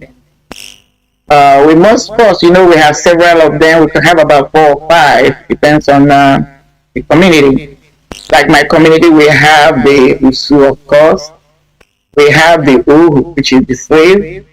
We have the Lolo, which are people like for some reason, maybe they committed some atrocity in their place, and they send them on exile. They can voluntarily go to another place where they don't know them and settle there, and where nobody knows their story, and then they are called Lolo. That is this strangers of it out. And once they start staying there, they start having their children. Their children are part of society. And then we have Ume, I think I mentioned about 4 or 5. Yeah. So, but what we're treating, what you raise now, we're treating is Usu, which is called outcast. Before I proceed, I would like us to find out the dictionary meaning of that word, caste. Caste. And caste is the verbal meaning of caste is to set things apart, like put something exactly what. Let me put it this way: when it comes to, I said, light or shadow to appear on a surface, you cast a shadow or light on something. Like when we say the moon casts a pale light over the cottage. When you see the reflection of the moon light when it's dark, it will cast a shadow of the person. Or even the sun casts a shadow when the sun is setting. So like in the night when you are walking and there's a full moon, you see your shadow. It's that moon that is casting your shadow, which is a reflection of who you are, because that's what the shadow is. Shadow is our reflection. So, but where I'm coming in to treat this topic is, let us look at it now, the meaning of it when it comes to now. How do we use it? He said an object made by shaping molten metal or similar material in a mold. Bronze cast of the sculpture, a mold used to make an object by casting it. The artist cast became the property of the museum. A replica is a replica, a model, representation, mock-up, imitation, reproduction, duplicate, an act of throwing something forcefully. He grabbed a space, but I'm not going there. So what am I saying? The caste system has been twisted upon, on its head. Like you started when you were, before you segue into it. The Osu are supposed to be people that are supposed to be humble, supposed to be appreciated. Because like some of the examples you gave, when you come to British monarch, the British monarch is like an Osu. They are cast, because that's why I read the meaning. They are set aside. It's only of recent that they're even allowed to marry what you call a commoner. Pay attention. The commoner are the majority of the population. But this particular group of people are set aside. Which, that is why I read the meaning of caste. Set aside. They were set aside to do a purpose, to make sure that the kingship is protected. And let us go back and remember, before we got into what we call democracy and all this modern way of leadership or government, the king was always the head of the spiritual aspect of the society. So they're woven together. When you're a king, even in the Bible you read, the king was the spiritual leader at the same time. He wasn't just to rule the people. So he is somebody that had to intercede on the spiritual and the physical leadership of the society. So now, what has happened to us is that when they came to us, the colonial masters, instead of using what was supposed to benefit us, they turned it upside down, because all they were interested in was divide and rule. So they looked, first of all, they looked at our own way of religion. They told us it was that. Once they were able to tell us that our way of worshipping Chukwukikadiama was that, it was easy to manipulate the rest of the people. Because it wasn't like this before. And I'm going to speak from the strength of where I come from. People have always had me say, I'm from Umunoha. For those who may not, Umunoha is a very small place. For those who may not really know where Umunoha is, some of them have heard about Umunoha. Umunoha is where you have the deity still existing today called Igwekala. One or two times when I speak with you, you hear me say, Amawumadi Igwekala. Okay, Igwe. So that's where in my town is where we have that deity Igwekala. Now, in my place, the Osu we have two kinds of Osu. One is Osu Igwekala, because I want us to understand what this Osu is. Osu Igwekala. When people were active coming from all over, like anybody you hear that answers Osu Igwe, whatever, go and make research. The parents of that person came to Igwekala before that child was conceived, because Igwekala will tell you to call that child that name. By Igwe all that time, So, but anyway, so there's this little tiny village. You know, it's only 5 villages. But out of that 5 villages, there's one. You don't call them a village, which would have made Umunoha 6 villages. These people are called Umuaza Leke. They are the Osu Igwe. What do you mean? When that deity was established, it was only them. They were given the right. It was only them that learned the act, the right way to perform rituals.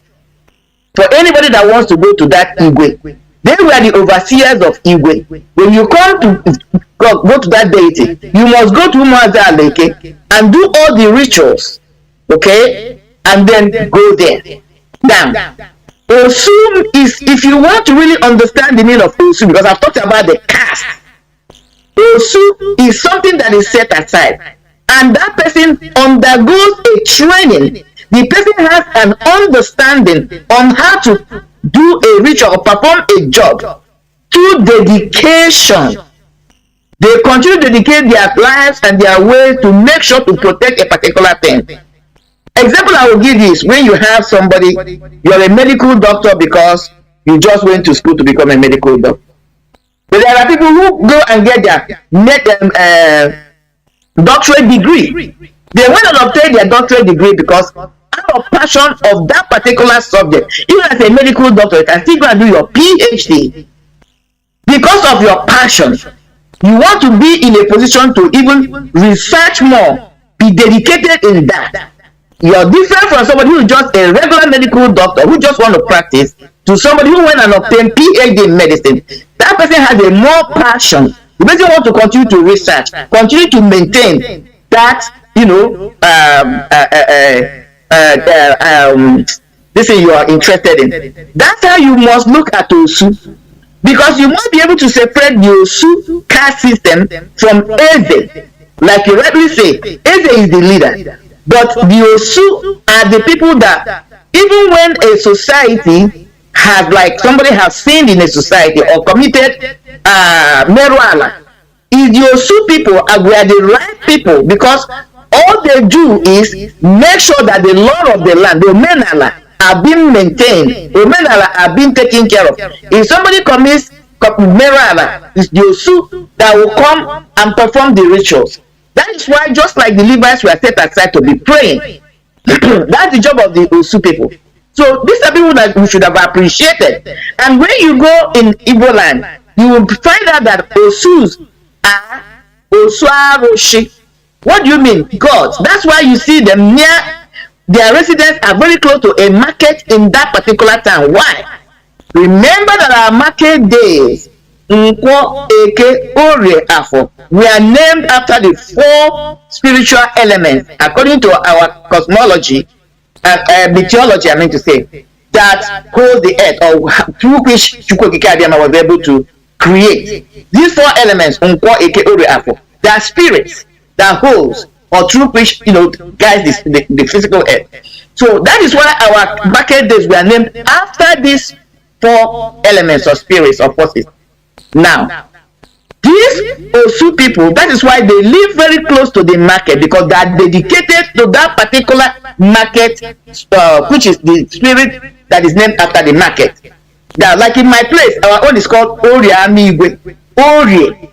So you see, our Osu live very close to that market. If you go back and check the way our people were trading, let me give an example, like the towns that are close to us.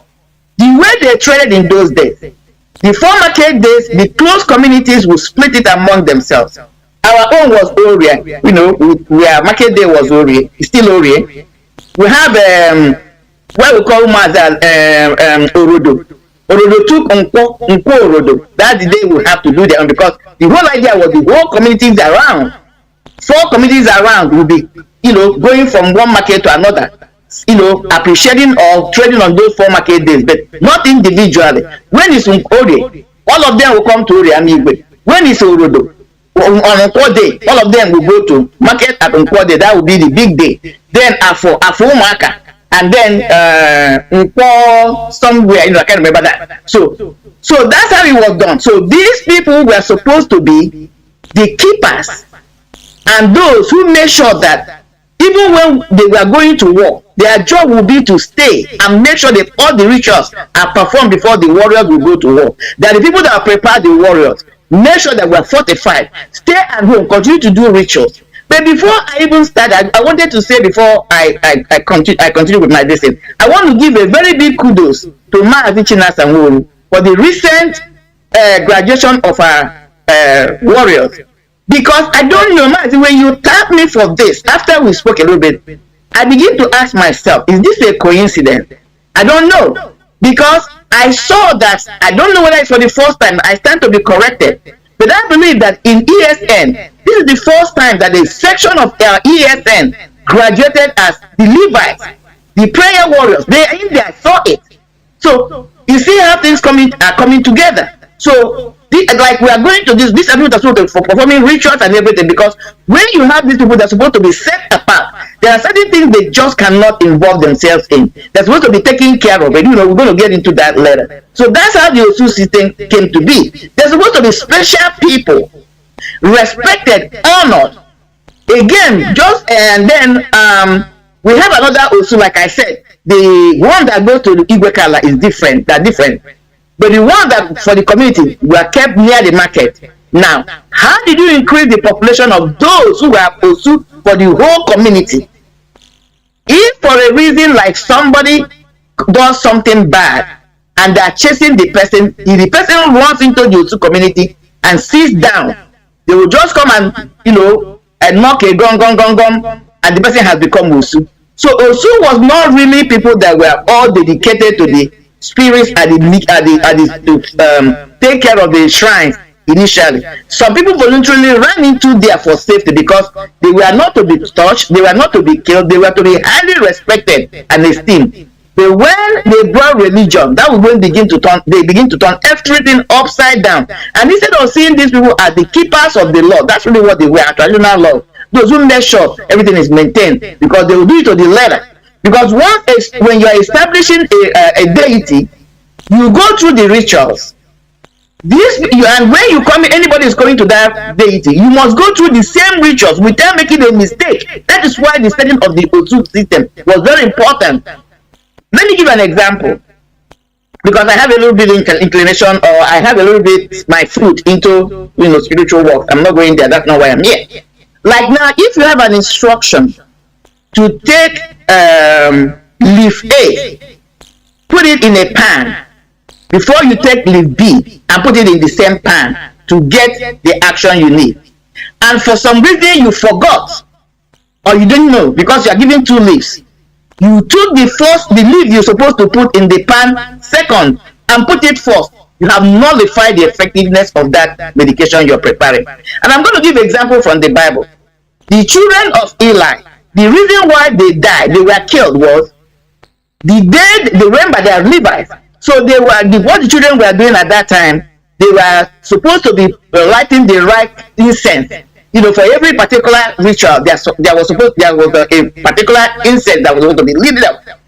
Mistakenly, they lit the wrong incense for the wrong ritual. That was just during they died. That's why I gave this example. So the job of the Levites is to make sure they sit down, learn the act, memorize it, transfer it from one generation to another, so that when the rituals are performed, there will be no mistakes. Because let me tell you, why it looks like you have a lot of DBS, so-called DBS or spiritualists in our land today. I'm talking about the traditional healers. Why it looks like some of the things they are doing, they don't come to be effective. They don't know the details, and they don't uphold all the laws, natural laws. When it comes to spiritualism, the laws are very, very, you must adhere to them. You cannot miss one bit. You must cross all your T's, dot all your I's, as the instructions are given to you. You cannot, if you make one mistake, the whole action you're taking becomes nullified. So this is one of the things we must correct. These people are supposed to be glorified, respected, treated. In fact, they are carrying more spiritual glory than us. In the ancient days, without the Osu that are dedicating their services to the deities, the people, were in trouble. So this is one of the things the British who colonized us used, disseminate us. It looks like our gods are not hearing our prayers. It's not because they're not hearing our prayer, they don't want to hear our prayer. It may be that because we're not even performing the prayers through the right way, because we don't have the people who know the true knowledge or the right way to call our ancestors, and they will do what we want them to do. So I'm going to stop here because I know I'm packing a lot. But before I go, I want us to touch about the cosmology of Igbo people, because that will help us. Because when you people want to just talk about the Bible, or when somebody like Mazi and some of us are talking about that people have lived in this world beyond what the Bible is telling you, I would like us to go and check on Google. There is a place called Ugwele in Igbo community in Uturu, Isukwato local government area. This place, there was an archaeological development or excavation or finding that proved that when they say we are the Indigo, it is a true statement of fact. A carbon dated has on those some metals they were found there established that the Igbos have lived in Nigeria, in this location where we are, for more than 250 years. About 500,000 years. I'm talking about 500,000 years, because the archaeology findings dated that those they were hand axes were made in as far back as 250,000 years. That is how we have been there. And then coming to the political side of it, we are keeping quiet for people who just are coming from the Putajelos to come on sit us. That is why Biafra must fight. We must restore our place, because our ancestors will never forgive us if we allow this movement not to come to be. I'm going to yield here for Mazi, because I think I've brought in a lot for now. As we continue to unfold, I have a lot to bring in. Thank you, Mazi. Of course you do. Do not forget that we are talking about no religion is superior to other. And in that, we are discussing about upholding our values. You know, we have a very rich value, tradition. But the coming of the Europeans bastardized many things and confused us. And the problem was, the worst part of it is that we are not even making researches in order to find out the reality. We depend on white people, to archaeologists. But we have our own archaeologists. We have intellectuals that should initiate things to find out really what happened. Because this programming, they programmed us to continue pursuing shadows, to continue fighting against ourselves. You know, you cannot cut off your shadow from following you. It is impossible. It is an effort in futility. That is what they did to us. And they tell us different stories. Oh, this is a bad, this is also, this one is a dedicated. I ask this question, I say, but if people really are dedicated to our deities, Chuku, is it not an honor? Because they must be performing some rites. There must be some works. Whereas we applaud the Levites. Oh, there's only Levite. Oh, they didn't charge. Even the monks. Don't you see how the monks are revered? Even Christian monks that dedicate, they call themselves, they are dedicated to the service of God. Even the Buddhist monks, they are revered. They don't have any, they are dedicated, they are the people, when it comes to your tradition, your spiritual purity, they are the people to direct you, to lead and direct you. Is it not a thing of honor? But in our own case, they made us, start push us into demonizing the people. They say they dedicated to our deity. Now, oh, they are inferior. How do you think so? Commonsensically, how do you think so? Whereas when you have a problem, it is that deity you go. That is why I said aside, Mazi. Yes. It's just like what they wanted to do with DOS. They're coming to tell us to dishonor DOS, trying to let us to forget DOS, disband DOS. That's exactly what they did to the caste system. Our people did not realize that that was the pillar that held our spiritualism as far as our people and culture were concerned. So once they were able to dissuade people, convince them that instead of honoring these people, giving them respect, yes, you could tweak things. Let it evolve as every other people were evolving. Just like we mentioned the British monarch. Every monarch, if you go to Arab, the same thing. You go to anywhere, even within Nigeria where we are, the Obas have the priests who oversee the god or goddess of Ifa. Yes. They have them. These are dedicated priests in the temple. That's all they do. You go to Benin Kingdom, the same thing. Even the Hausas. We are the only tribe, even in that contraction, we are the only tribe that completely wiped our own system. And then every day we are calling Chukwu Kikabam. You are calling Chukwu Kikabam. You are not doing the rituals. Well, we don't even know what to do. Most of us don't even know how to even pray with the Oji. All of a sudden now, Oji hears English. All of a sudden now, they are baptizing Oji. People don't even know how to use Odo. They don't know how to use and when to use Nzu. They don't even know when to use Osoji. They don't even know when to, and how to combine it. How many people know the benefit or the usages of Ogrishi, plantain leaves? We don't know. Even when you know, do you know the ceremony, the rituals, the details? Because it's not having the leaves. One is to have the leaf. One is to know exactly how to apply the leaves for them to be effective. You can have the leaf, somebody else who knows how to use it. So these were the people that were doing the job. So I believe the colonial masters, they knew. That was why they turned it upside down. And then once our people began to see them as unclean, unworthy, they were now angered and upset. That's divide and rule. So what did the same white people do? They began to bring them into church and telling them, you are accepted in the church. In Christianity, there is no division. But where the Christianity came in, even the Pope is set aside. In Vatican City is in Italy, but it's a state of its own.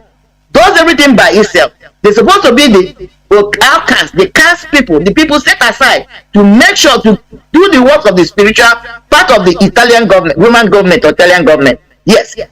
It's the same set aside. It's the same spiritual work. But when they came to our own, they twisted it, turned it upside down, and we bought it hook, line, and sinker. The only race is Igbo race.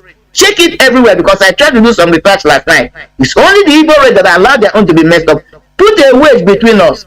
Now, these our Osu brothers and sisters, whom we should have referenced, thank them for their services, promoted them. Yes, if we need to modernize it, we modernize them, but we must keep it. What did we do? We begin to see them as something rural, something that is no good, and who would like to be bullied. So now we walk them into the hands of the colonial masters through Christian religion, and they turned everything against. Meanwhile, in the church, what do you call the reverend fathers? What do you call the reverend sisters? They are outcasts too, because they are doing the same job. They are set aside. They are not supposed to be married. They are dedicated to who? Jesus Christ, according to them. The same way our brothers and sisters who were Osu caste were dedicated to the deities, our own God. Is it not the same thing? What's the difference? They are not to be married. Even in our own, they can be married. But in this place, they say they cannot be married. You see a reverend father, he has a ring in his hand. You see a reverend sister, she has a ring in her hand. They are telling you, I'm married to the deity. God. God is a deity. Jesus is a deity. Okay? According to their Bible, I'm not putting all this. I'm not just saying them. So, why is it that when it comes to our own, it is wrong? But when they apply the same thing, it is okay. We must rise up and start thinking. The reverend fathers and the reverend brothers, just like the Pope, you can consider him as the head of the arrowship, the one that communicates with God. But this is what are they called? Even when you go there, I don't want to go too deep. When you go there, what do you call? You have people in the Catholic Church that call man servants. They are servants. But those people who are reverend fathers and reverend sisters, what are they called? Let the Catholic think about it. They are squarely and strictly dedicated to God. That God they worship, and that's why they have that ring, because it's symbol that they were married. Why should our own be demonized? So what somebody like me is trying to bring out, that this is something we must go back and look and see how we can begin to re-establish. That's why I said I give every kudos to Mazi. I don't know how he got the inspiration, but that will tell you that we're on the right trajectory. Chukwu Biafra is about to restore and make himself strong in our lives. So the issue is this, the rhetorical question is this: if really this Osu is a bad thing for us as portrayed, or as we are made to believe, do you think that Britain would have allowed the then Igbo legislators in the Eastern House of Assembly, Enugu, in 1956 to abrogate it? Do you think so? The law to officially, Britain that wants us killed, they want us eliminated by all means. Sometimes I say, look, if we Igbos can be intimidated, convinced into into relegating ourselves, denying our identities, what else do you think that cannot happen to us? I say, let me say it again. If we Igbos, our people, Igbos, some of us can be convinced in any way, pushed into denying who they are, then what else do you think? There is nothing impossible that cannot be done to us. I'm telling you honestly. And that is why we need to think deep. All these things, they push us to demonize. Oh, they are inferior. Oh, she is inferior. No, there is something there. There is something there they are not telling us. It is for us to find out, to make researches and find out. After all, we will find out that after all, it's not what they've told us. It is not the reality. What they told us is not the reality. The real fact. Now, to see they are this. How can people that are serving a deity become inferior? Reverend fathers, we go to monasteries. They are people that dedicated their life. Catholic monasteries. You go to Buddhist monasteries. You see them. They are respected anywhere. They are respected by their people. Oh, these are the people of God. Even today, the GO is a kind of an outcast also, because he is the person that is in charge of the altar. That is what these Osus are. We need to make more researches. if really this also is a bad thing, the British. It's not for the little like it is now. You know what we're describing here is because last night I have not really slept. I did a little bit of digging. It's not really. What I'm just telling you is what I dug out. We challenge. We build our mindset, our people to go more, to make more research. When they got into us and they group thinking, begin to turn everything against itself, and the people got into it. But let me put this out there because I know how some people can think. I, Marien Haider, I am from Umunoha. Umunoha is a very small town. We have 5 villages.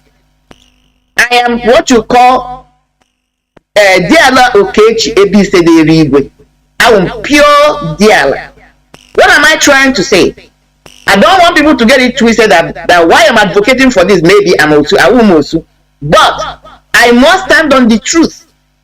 Part of the quality that rules me as an individual is I believe in fairness, justice, and equity. I believe I'm a very curious human being. I try to think.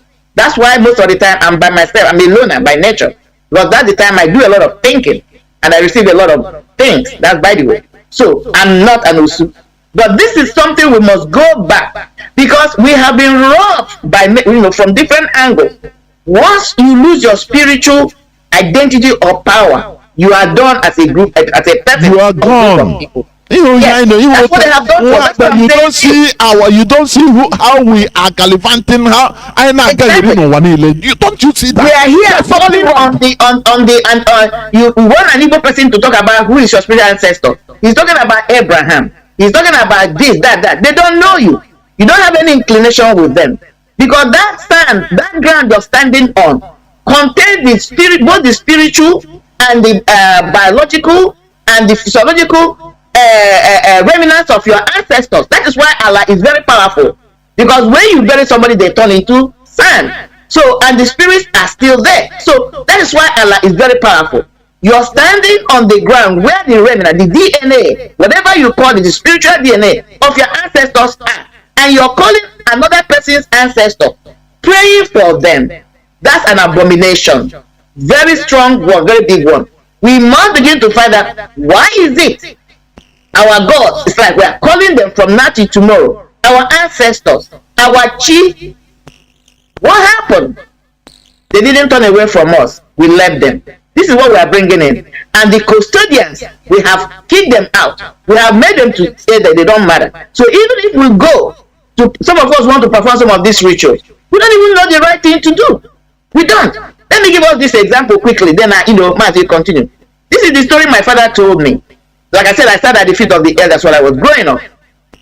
My father told me that when my people, we migrated from Arochukwu, that's how we came. Went to a place called Ozuzu. From Ozuzu, we came to the present day where we are. There were people who were settlers already there, Umukochi. But being that a lot of people were warriors, we were able to overtake them. But they brought the deity. This deity, Igwekala, is a replica of Chukwu in Aro. Now, my father told me this story.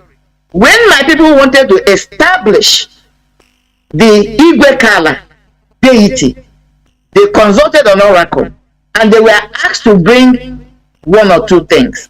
Okay? They were asked, one of the things they were asked to bring was bring a living thing that has no bone. Okay? A living thing that has no bone or in it. Okay, I'm trying to tell us where you don't have the right person to interpret a message from the oracle, you can make a mistake. In my town today, we don't have any water, no river, no stream. The only thing you have is there's a place we call Iyawoda. That is the first forest you get before you get to Igwe forest. Igwe forest is more than 1,000-year-old. Still virgin. So, but that's the first place they have. You see a little pond. They say that is the pond that Igwekala uses to wash the hand. But let me move on quickly with this story. Now, my father told us. My father said he witnessed this thing himself. That when the Igwekala, his father told him, when the Igwekala, before they could establish it, they were supposed to perform some rituals, and they consulted oracle of course told them they should bring a living thing that has no bone. Because they didn't have the right person to interpret that message, they went and brought a newly born child. Now, because there was a river there, that's why it's called Ipob. There was a river there. But what the deity was really asking was this thing we call a ruru. I don't know how like a maggot, maggot that lives in a wood. When you cut a wood down and it stays there, it has no. But they didn't understand the meaning of what this deity said. My father said that river left.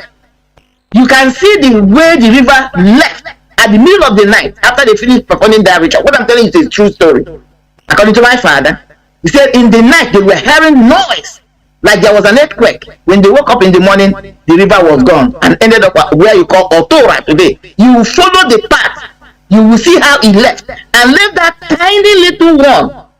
That thing is like, it never dries, and they say that's where Igwekala washes it, and that's a different. I'm not going into details. So why I brought this story is that even when you go to an oracle to consult oracle and he gives you a message, if you don't have the right people who are in depth to interpret the message, you will make a mistake, and sometimes it will be very thorough. That is why, according to the story, and my father is was a living witness, said that was why we don't have water today. We have to go to other surrounding villages or towns to go and fetch water.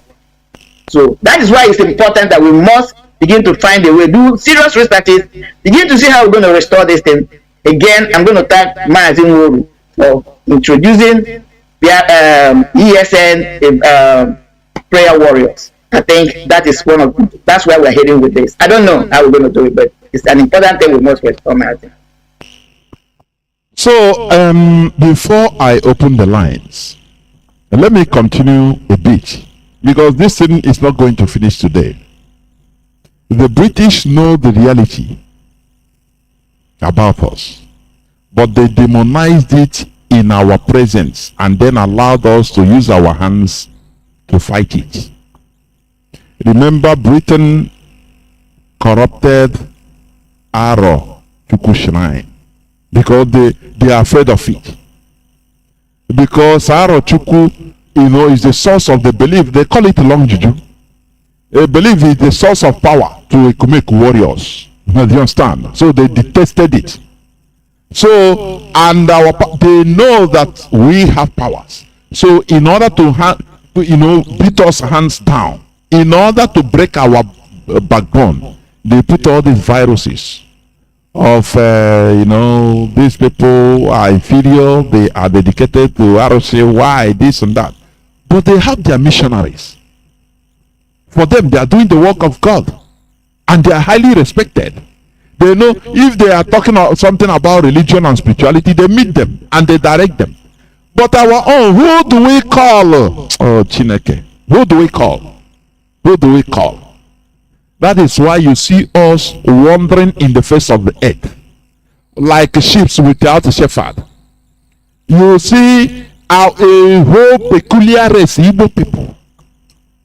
If you see some people, they need something spiritually, they go to Yoruba land. It's an abomination, honestly. It's an abomination. Now, they know what the reality about us, but they demonize it in our presence and then allowed us to fight, to use our hands to fight it. Remember how they destroyed the Aro Shrine by calling it a long juju?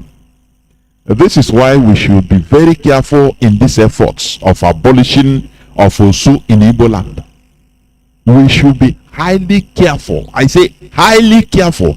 Instead, we should make researches and find out their need. And find out the true story, the truth behind this Osu, so that we give them their seat, so that our land will be at peace. Instead of anything, we believe and start acting as the program must to be. Let us be, have our own initiative for once. Let us have our own initiative. Do you understand me? We should be highly careful in this efforts of abolishing of Osu in Igbo land. Instead, more profound researches should be made to understand the real meaning of this Osu. This is because one can never cut off one's shadow from following him. Otherwise, You are simply beating about the bush, fighting our value that we could organize to our advantage is not the solution. Fighting the value, our natural value, fighting it is with abolition. It is not the solution. Instead, we should return it back to its normal place in our lives, where it will be cherished and our land will be happy with us and appreciate it. Yes, but because Mazi, if you think about it, let's take for instance this era we are in now. If a national prayer is called in Biafra land, okay, I saw the Orthodox Jews, our brothers in Biafra land, doing sacrifices when the pronouncement of our Peter of our Mazi was done. Good, I love that, okay, because they have, they are Levites performing that. Now you come to Pentecostal, you have the pastors, okay. You come to Catholic, you have the Reverend Father. Where this thing hinges is the traditional religion. We don't have anybody or group of people.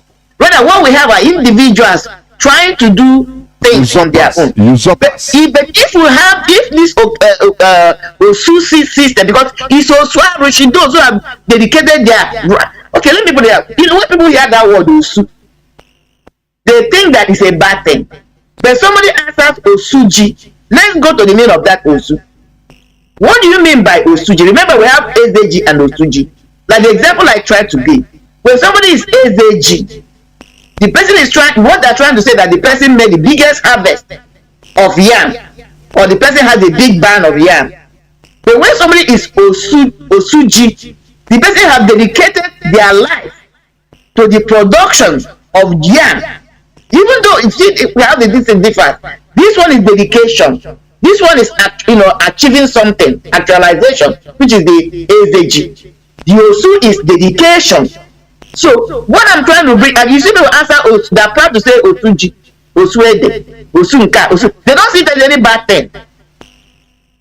But when you say Osu, even some people answer Osori, Osueke, they don't have a problem. But then the people that are supposed to stay there and dedicate their life, because that's what it means. Osu, somebody who has set themselves apart to study, to dedicate, to be able to replicate the same action. And that was why I read those meaning, to affect something.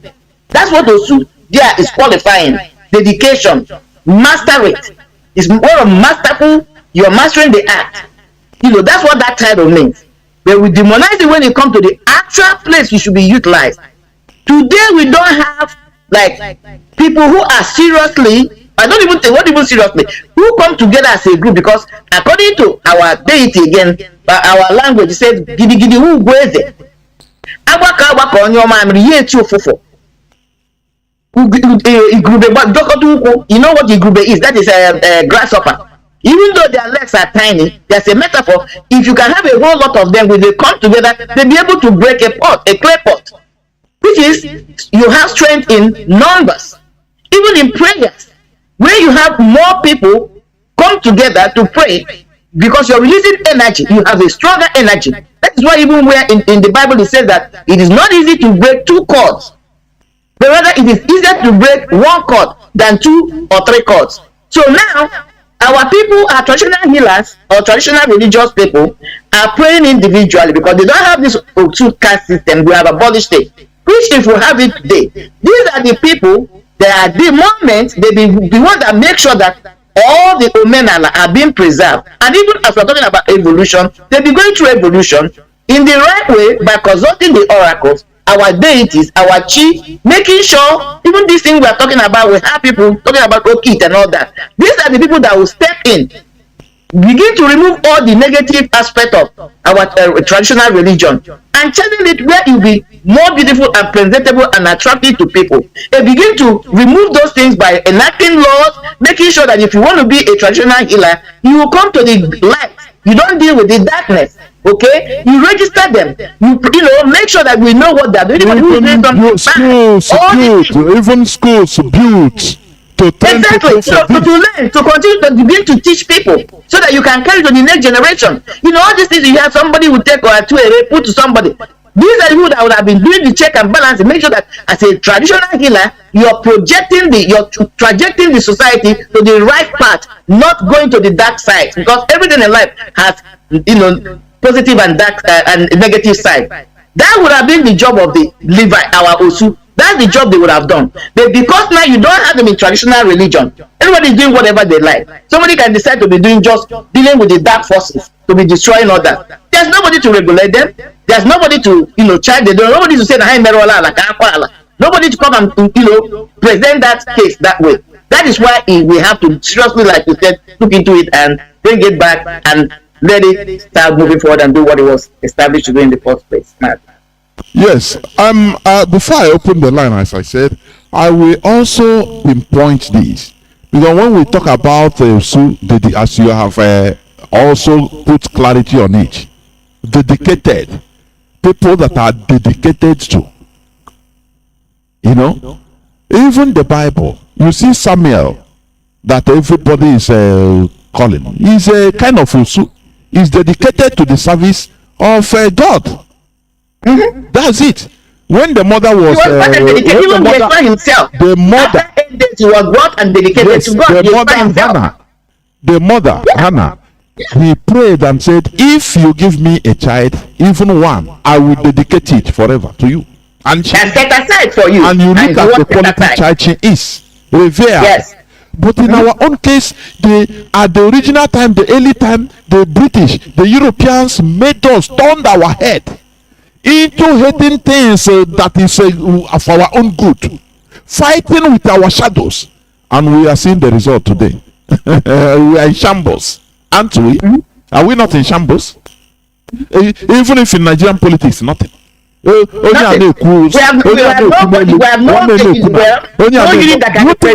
normal in our life. Why can't we? What did we do? We went and cobbled some people who have no spiritual inclination and called them Ohaneze. That's why this thing is up, because they have no spiritual qualities. They were not called, they were not set aside. They are just politicians. And we replaced the main thing with this Ohaneze. Ohaneze are not spiritually, they cannot do much for us. They're not even spiritually inspired. That is why they are weak. That is why they are weak. They don't even know what to do. They can't even do anything for us. So that's the deception. The same way they took our Ndens and Andozo, replaced them with warrant chiefs. That's the same thing they did with our caste system. And if Osu is something bad, why do we have a son named Osu? That's the answer. That's what I'm trying to say. Man. That was why I brought it up. We don't reason. I'm telling you honestly. That was why I brought it up. Osigwe, Osuala, and we're happy to answer. It's very common in our life. But we don't think. Yes. It is such a bad, because what is saying that you are somebody who is dedicated to the knowing or the services of that. That's the title. Osu is dedication, set aside, dedicated. That's really the true meaning. Of course, I think I will go into a few minutes break so that when we come back, our lines will be open. I know that people are eager to call. This one is an itchy one. Let's see how they're going to react. Yes, of course. I know people are eager to call. I know that. So we go into a few minutes break so that when we come back, I will open the lines so that people will start calling in. Please don't go away.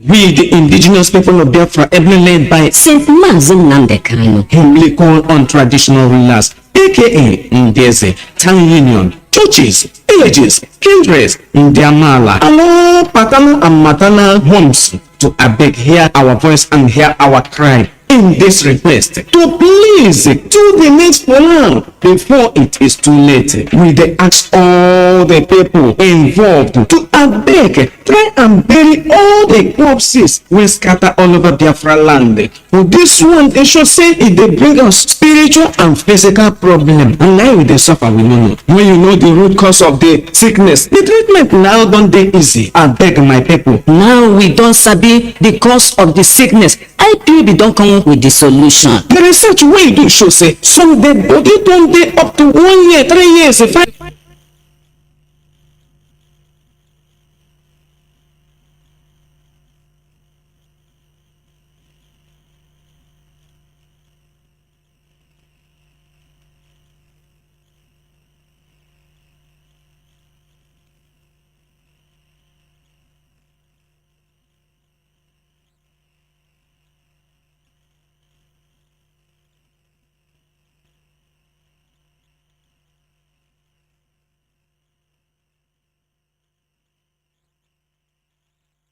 5 years and the death count. Na human being we go bury or na firewood. Everybody with this one concern. We IPOB dey beg una, abeg, make una do something because anybody when person start the journey, when you never reach the destination, in heart no go come down. As we never bury our people, our heart never come down. All the obnoxious high burial demands, competitions, efficacy from churches, Indiamala, Omona, in-laws, maternal and paternal homes. Why they cause this delay and wahala for our people? I beg, making a try do something. Now all these things they cause in the build mortuary. Like said in the build joint, church, filling station everywhere for Biafra land. I beg, mortuary, na factory, na children's amusement park. No. A stitch in time saves 9. With the call therefore, say make everybody try for 3 days when your person kaput, make una bury am. After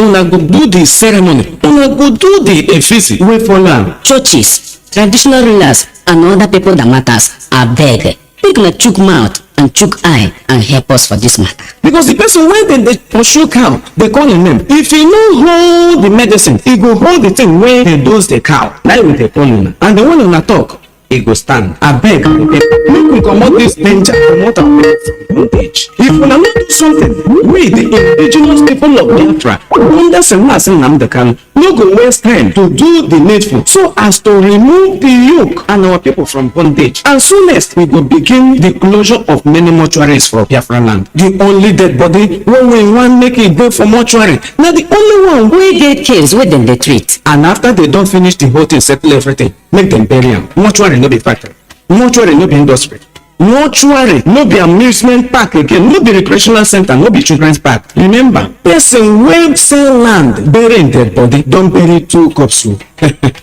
Shey you never know, na we be the owners of the land and we don tell una the time to cleanse our land na now. Make una do the needful, our land go dey calm and our ancestors go happy wherever dem dey. Na the indigenous people of Biafra under Mazi Nnamdi Kanu dey bring una this message. Please, our heart dey bleed to save our people. Thank you.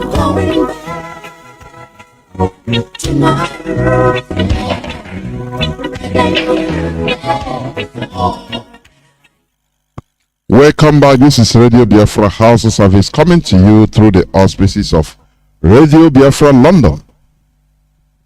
My name remains Mazi Jonathan Chinedu from Olu province of Biafra land, and we are here today being the 22nd day of October 2022 with Marien Haider. We are discussing on a topic that says upholding our values. It is on the series of no religion is superior to others. Therefore, what we are doing here is to make us think, to make us make more researches, please, so that we can be able to arm ourselves with the real knowledge of our history, of our values, of everything concerning us, so that we shall no more be ignorant, so that we shall not continue in doing whatever they push us to do. And that is why we have been wandering like sheep without shepherd all over the face of the earth. This is not normal. Our lines are now open. Our direct line is +1 213 328 6224. I repeat, +1 213 328 6224. Our WhatsApp and Signal line is +61 405 142 547. I repeat, +61 405 142 547. I have a caller, Mazi Ekeroneke. Can you hear me, Mazi? Yeah, my beloved brother and comrade. Good evening from Poland here, my beloved brother. We We love you, Mazi. You are doing wonderfully well. And our sister, Marien Haider, Mwa Ada Umnoha. You are wonderful. Mazi, this is our sister. But today I've respected her. I know she did wonderfully, but in Keta, Mazi Nketa Prenyo Bro. And our leader still remains Mazi Nnamdi. Goku, Chuku, Kanu. The all memories of Shugu Prezuanya and all his movements in the needful fanaticals, men and women of valor all over the world.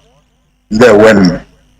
Mazi, what she said this night, I never knew that. Even when the tradition. What he just said this morning, this night, Mazi. Okay, let me start by the name. I am Osiu by name, and we have also, like you rightly say, we have Osuwoke, we have Osuji, we have Osala, we have Osibu. Too many names, and there is particular thing she said. I am from Omaka, ancient kingdom. Omaka is made up of 10 good villages. The one that is neighboring this our sister is Ami Omaka. After Ami Pasra, a climb there, you get to the place, and she talked something about the market. Within this axis, we have Afomaka, we have a Kokodo, we have Odiamriwe, and we have the other one from Mba outside, Odiamrak, somewhere that there, and we have Nkodo. My sister did too much. Before God and man, this Omaka we are talking about, we are the first village, we are the first guy, we are the custodian of Exekwa for Njaba in our place, the whole of Omaka. And coming to the only festival we have in Omaka, we are being celebrated. Owu Festival is in my compound. If our gong, this is why after our boo or and over ekwe ngayakre reason one pam ekwe yakre is obana asi and the akadu of Omaka obiawo durori her family. The same of my client. So when she talked a lot of things. Are you talking about those? Mazi, the first lawyer we had in Omaka, Barrister Ezala, the one of Omaka. He is from this ocean of a place, but thank God today, when you come to Omaka, you not know who is who, and they are one of the richest in that town. They are close to the market, of course. And these people, if you go to Omaka, they are more united. You will not know. As I'm talking now, there are people who are working their companies, both in our who can bear me witness. The people that do presentation here equally. Mazi, what our sister opened her eye today, honestly speaking, I am very, very happy. These people are blessed. They are really a blessing. Even my time, they are a blessing to us. We do things in common. They are very, very human, very, very gentle, educated. They are lacking nothing. And when it comes to unity, they are number one. Ask anybody from Omaka. Obi one village. They will tell you that now. Our sister, honestly speaking, this is as good as going back to our roots. If man has news of another one road closes, another one open. I wonder if you're in the hand and maybe for now how I go. But I know members African for I am happy. We're happy to follow this program. Marien Haider, continue to educate your beloved brother. Because someone will handle my Canadian. And what she said, when you get to Munahana from Amiyu Maka, you get to Munahagia, the next one that told the Amni there. And you not know, I'm not going to divide and rule, but that play they call it Mbitolo Torodo. After of course, my mother is from Orodo, Monya Orodo. My mother is from Monya Orodo. Why did you know quite alone? I na-eju ụgbọ abịa Orodo bịa ahịa Orodo unu na-eju every day Oriamigwe ndị ụlọ na-esi n'ama nna m agafe na-aga ahịa Oriamigwe is that close? Of course, because I afford them with my own ideas. So whereby I be Matagona, I they go back and I'm Bola, I got it on la. And they might have a bomb on la. Mundo Behana bomb. I don't want to tell that own story. Even if it begins to we must get back. We must get so this people divided dots. But did you know that Omaka borders by this one is Afra, the other one is Asia Mobiato and Ukwaji. From Ukwaji enter your Torah. From there you enter our member. All these things Mazi, but I thank God. We need to thank God for our labor. We are working out. And we're ready back, Mazi. Forget all these nonsenses. I thank God. I don't know the secret. We appreciate you. And my Jonathan, we are getting there. Thank you. Yeah, Mazi, because before I drop, our people from Oka South, Oka North, Njikoka, and Anioma, in Amombra, where you call Anambra. Most of you are calling for your radios, but your radio is on. Probably are mistaking the frequency. This is the only frequency in Biafra land. The whole of our radio that is on 103.1, not 102.1. 103.1, and the radio is on since inception on our 24 hours. So we continue to listen. There. Thank God you are finished because somebody is stopping the line. Caller on signal. Thank you for holding on. Caller on signal. Can you hear me? Caller on signal. Welcome to the program. Mazi Panichuku.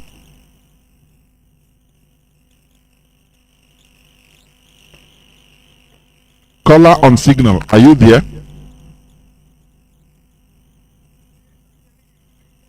Yeah. Now I'm hearing you. Go on, please. My call to you, to our sister Miriam, with you in the studio, and good evening to Biafrans and lovers of freedom. My name is Ifan Chukwumada Abichi, and I'm calling from the Kingdom of the Netherlands. You see, this is about knowing and keeping our values, and that is what my psyche, my core is about. And I thank Chukwuka Biama, who brought Nnamdi Kanu, who set up this radio so that we will maintain, exchange views and get enlightened through the radio.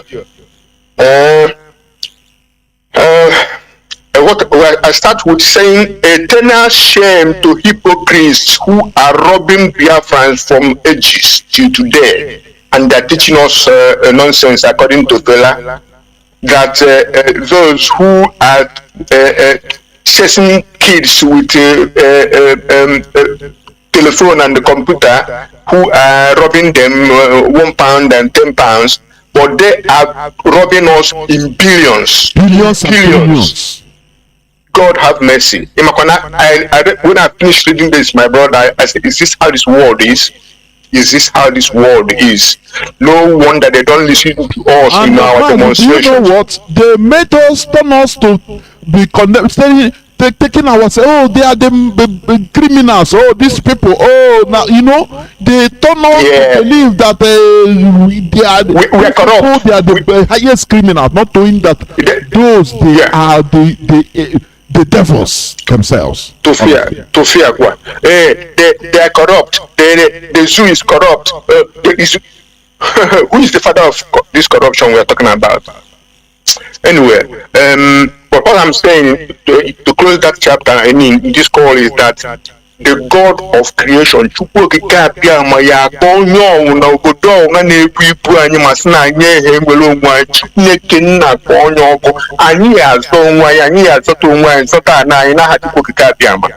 you know, he said, yeah. So let me go to this very, very. I hear you. So let's go to this very important topic. About this Suka system. What we must separate is, for instance, calling people Osu in order to demonize them, to disadvantage them, and then or take over their Jews. So, in that sense, I am of the opinion that we must not tag anybody Osu, because it has negative connotation in Igbo land. But I will come to the Osu and Osuji.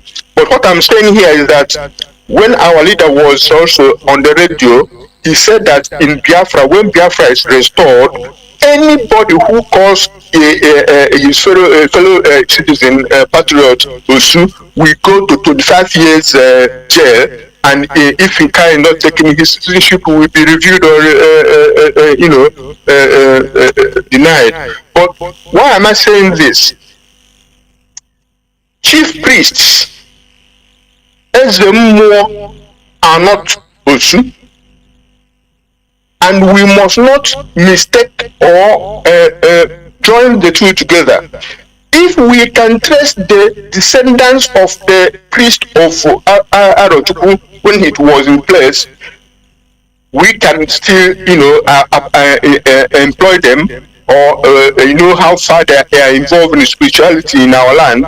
But where I come from now, even today, there are people who are Ezemo who tend to different deities, and these people are called, are made with integrity. They are pure in their lives, and in saying the truth, and they doing the work of the day of the deity they are doing, and that's they are called Ezemo. And there are some things they don't eat, and just if they come to your place, they don't need to eat, because there's a way you have to give them food. They are still there today. So we must not mistake the two.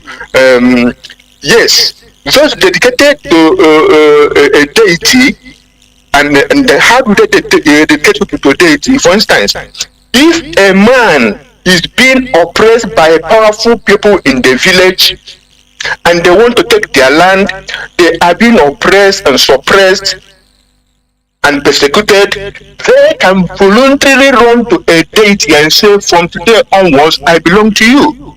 And in our tradition, it is a wrong tradition, I must confess, in Igbo land, that from then, people will start eschewing the person and saying, oh, he belongs to that deity. And the worst part of that tradition is that his or her offspring are also deemed to be Osu, because their father or ancestors ran to the deity. So that is what we are trying to stop, from limiting people's potentiality and freedom in our society, because their ancestors were called Osu, either by running to the deity by themselves, or that somebody who seeks a favor from the deity bought somebody to dedicate to the deity, in order to get the favor. Or another way the people get dedicated to the deities are that the deity demands, in the olden days, say they demands the human sacrifice. When they get the human, they don't kill them, they buy it, and they dedicate him or her to the deity. And therefore, they bear the stigma of being Osu, So, what we are saying here is that Mazi, let me come in what you're saying. Yes. Yes, sir. There's you have a point in what you're saying, but what we are trying to advocate is more profound insight and research about this Osu, because it might not be what even we thought. It might not be, and like what you are saying.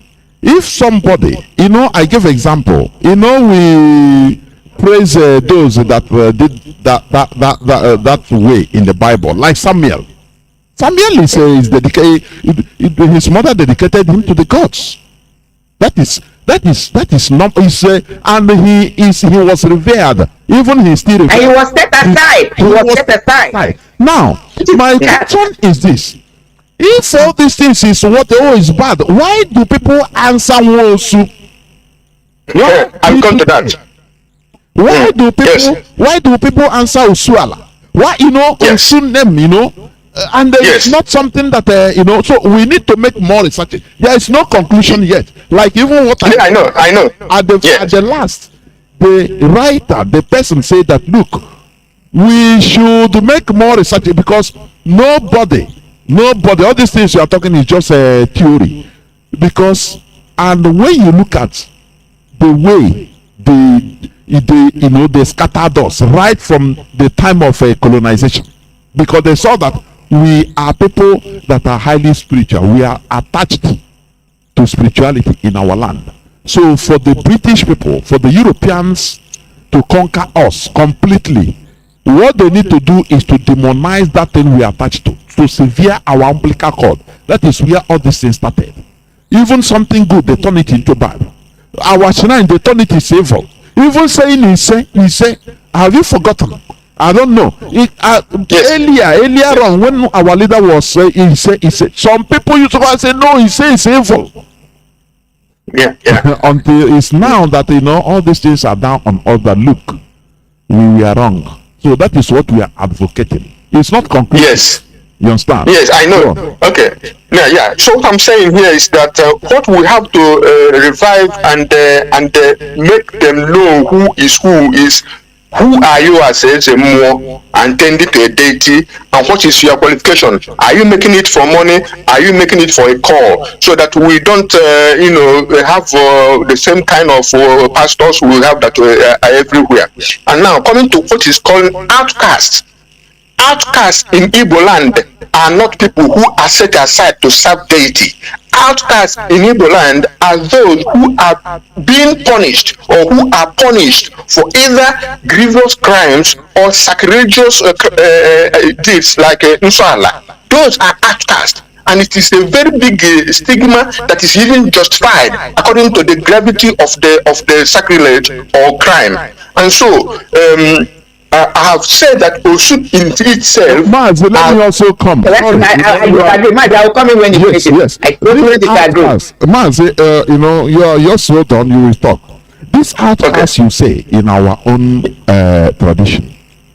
Remember, according to our olden days tradition, when somebody does something, it depends on the severity of the crime. Sometimes, even alakobuya, do you know that? The person will one thing or the other will come to the person. If it is something repairable, now he can be ostracized or sent into exile. From there, there are things you have to do in order for restitution, in order to restitute himself back to the land. It's not something that is permanent. You become outcast and forever. People, you born your children there. No. It is now because the Europeans, they observe this. That is why we don't have thieves in our land. Before Europeans came, they saw that we don't have thieves. We don't even have prisons, but everybody is okay. You understand? Because we work with our spirituality. There are things, the gods of our land, we punish the person if he lies. Remember, I saw in the 80s when I was small, I saw that if people are, dragging for land, this one say, it's my land, and he know it's not his land, they will say, okay, go and go to RSA, go and swear. You understand? And sometimes the person will say, no, you will not go. I succumb. Sometimes if he stubbornly go, they'll give him time, maybe 1 week or four market days or something like that. You see, before you know, Akwa Bidona hold that place. No. So there are things that we're supposed to also think. Because for me, I don't think that there are many outcasts. There are real outcasts in Igbo land. Because either they made the restitution and come back, or something happened to them. they die. You understand? Now the life continues. But when the Europeans came, they compromised everything. The church now come put hand. You know, those people that run away, that are criminals, they run into church and become catechists, and they tell them, they arm them and say, you are the born again, you do baptism. Now the custodians of the land, now they demonize them and say these are the evil people. You understand? You see how all this Nsobuchi battle in our land. So that is it. Wanda, sorry, Mazi, be online. Wanda say you want to say something. Wanda, go on. Okay. Mazi, they will God bless you with all due respect. I'm going to object a little bit with your argument in one or two places. Now, let us recall that when there used to be a statement that as poor as a church rat, that time it was not a glamorous thing. It was not a prestigious thing for somebody to be a priest or a catechist. They were looked down on. Okay? But today, there came a time when it became a glamorous thing, a respectful thing, an honorable thing to be a minister. Call it worthy, something. But now where we are going, because I'm trying to tell us the story of Osu. Now where we are going, now because of what some of them have been doing, that is coming to the limelight, thank God for social media. Now it's becoming a dishonor to be a minister. Now let's follow the sequence. When if you go back, like that was why I first established that Igbo as a tribe is more than 500,000 years. Go and check this. That is archaeological dating is what is proving this. Yes. We have lived in that location for at least 500,000 years. Because there were some handmade axes that were found at this place I call, what's the name? What's the name of this place again? At Ugwele. Okay, it's in Uturu. They dated it, they carbon dated it, and it's telling them those axes, our ancestors made them. Onyike, 250,000 years. 250,000 years is the age of that. So because when we're talking about this caste system, Osu, you and I or some of us might be looking at the past 100 years, 200 years. We must find out when it was instituted 300,000 years ago, what were their activities? What was the reason they came into play? That's the argument I'm making. They were not put into place just to marginalize them.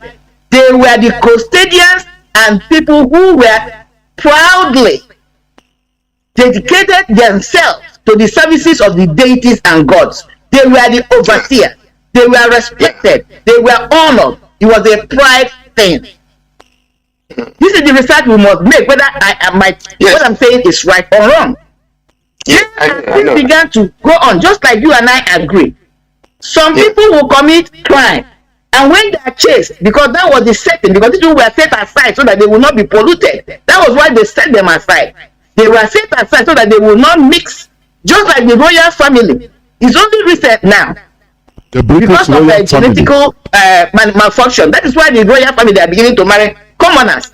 They were not mixing with commoners. They were pure breed, set aside to oversee the monarchy of Britain. Okay, that was the same thing with this caste system. To make sure. Remember, in our own culture, we didn't have anything. We didn't have anything like that, but we had a spiritual setting. It was their job. Now, some people now, when they commit crime, because they know that one of the rules and regulation was, if you ever run into their place, into the Osu place, and sit down, you have become an Osu. So if I commit a crime now and they're chasing me, an easier way for me to escape was to run into and become an Osu. But I was not dedicated to the gods. It was not my bloodline. But because of by proximity or by distant refuge, I have become an Osu. Some of them now began to corrupt the system. Okay, maybe is that where they begin to give them bad names? This is the things we must find out. But the major argument is this: when the white man came in with their religion, They saw what was on the ground. There was no way they could have been able to easily defeat our own traditional religion if you did not first attack the institution. And the main institution upholding that religion was these people who dedicated their lives in making sure that the system upholds, just like the fight you and I put on with the DOS. When they came in to attack DOS, the HOD, they couldn't decapitate him. What did they do? They started attacking the perimeter, the periphery, the tentacles. If you allow them, maybe the finance and this, there's many ways to kill a rat. Look at what is happening. Finance begins to fight the HOD. HOD begins to fight. It's a matter of right, you cave in. That was what they did. They begin to tell some of our people, criminals, who have now been converted as Christians, telling them that these people you're calling outcasts, you have no right calling them outcasts. You're marginalizing them. Then they will go to those and say they're calling you outcasts because they're looking down on you. It was a matter of time. We began to fight each other. Causing confusion in our land. Yes, among them. Yes, somebody, you want to talk to your neighbor, you want to talk to your neighbor and say, oh, so just like that is, you will never hear me call another woman a prostitute. You will never hear me, even in my private life. And I challenge any woman. It's the same thing. You will see a woman fighting with another woman, or even a man fighting with another a woman. Talk about substances, or the radio ashawo. Like, it makes no sense. That's not so for me, somebody like me. Let's talk about what has the person done. So I believe at a time, if you want to hurt somebody, because now they begin to cast these people as now, because Arushina was a bad thing. That was the first thing they did. Yes. Our worship, our way of life, our spiritual way of life was that. They first demonized our Arushi. That's it. Yes. So and then they want to begin to attack the Arushi. What do you think will happen to those who were the keepers of the Arushi? You're already telling them what they're doing was wrong. So now if I want to hold and say, look at you, Osu, now I worship Arushi. So now they become this enmity. Now people now begin to, instead of praising them and appreciating them for what they have done or they were doing, begin to castigate them. And then because they were in the minorities, the same religious people that came and put the divide were the one that begin to take them in, that they try to save them or give them protection. We must keep our eyes. This is the divide and rule I'm talking about. Initially, Otuka system was not meant to punish anybody. In fact, it was honorable. As I speak to you, like I call by I am from Umunoha. If I'm not the one talking to you, these people that are the Osu of Igwe Kala, we don't call them Osu Igwe Kala. But somebody like me who said at the feet of elders know that they were the one dedicated to the Igwe. You can never go to Igwe Kala without first going to them, because there are rituals they must perform. Let me tell you how they are seen. They are glorified, because without them you cannot have access to Igwe Kala. They are the participants and they are the keepers of Igwe Kala. They know the ritual. They know how to perform it. No other of those 5 villages in Omunoha can go to Igwe Kala without first going and paying homage. Even before they were not working, because you bring homage to them, all the ritual things, that's how they were surviving. That is, go and check my town today. Even our own that were at the other Osu, which they were calling Osu, who live very close at Oriamigwe. Their job was to make sure that nobody interferes with that bush. Oriama, that is Oriama, that is Oriamigwe, that's the name of the market. That is Omigwe, that is the front of Igwe. The market was there. These also live there to make sure that no intruder, that everything that's different from the one who was at the. So what I'm trying to tell you that it was over time, just like now, the Christian priests are getting into an era where that now priesthood is not seen as a moral thing because of what they have done. And who created it? It doesn't mean that every priest is bad or immoral. There's some immoral pastors who are doing something and spoiling that thing, giving it a bad name. You hear a reverend father now having relationship. You hear a reverend father having children everywhere. You can, not even every reverend father, no. But they are bringing the institution down. I believe that's what happened. So yes, I want to say something them, we begin to abuse them and bully them, and then they get angry, and that divide and rule because we don't have even the Eze more you invoke, my brother. In those days, you cannot just come out and be Eze more. You must be a member of that set aside, a Levite. For you, from there, you can pick the Eze more, because Eze more cannot do everything for himself, to the whole society. The Ezemo will give directions on even when you go to a local DBA, that he works with, when you consult with him, those children who are learning from him, who are doing that, learning how to do the craft, they are the ones who give instructions. They are the ones who knows it. You will tell them, go and pick up this leaf, go and pick up that leaf. Even as you go and pick up the leaf, there are some leaves that you will be given a specific instruction how to pick it. There are some leaves you cannot pick as a woman who is still menstruating.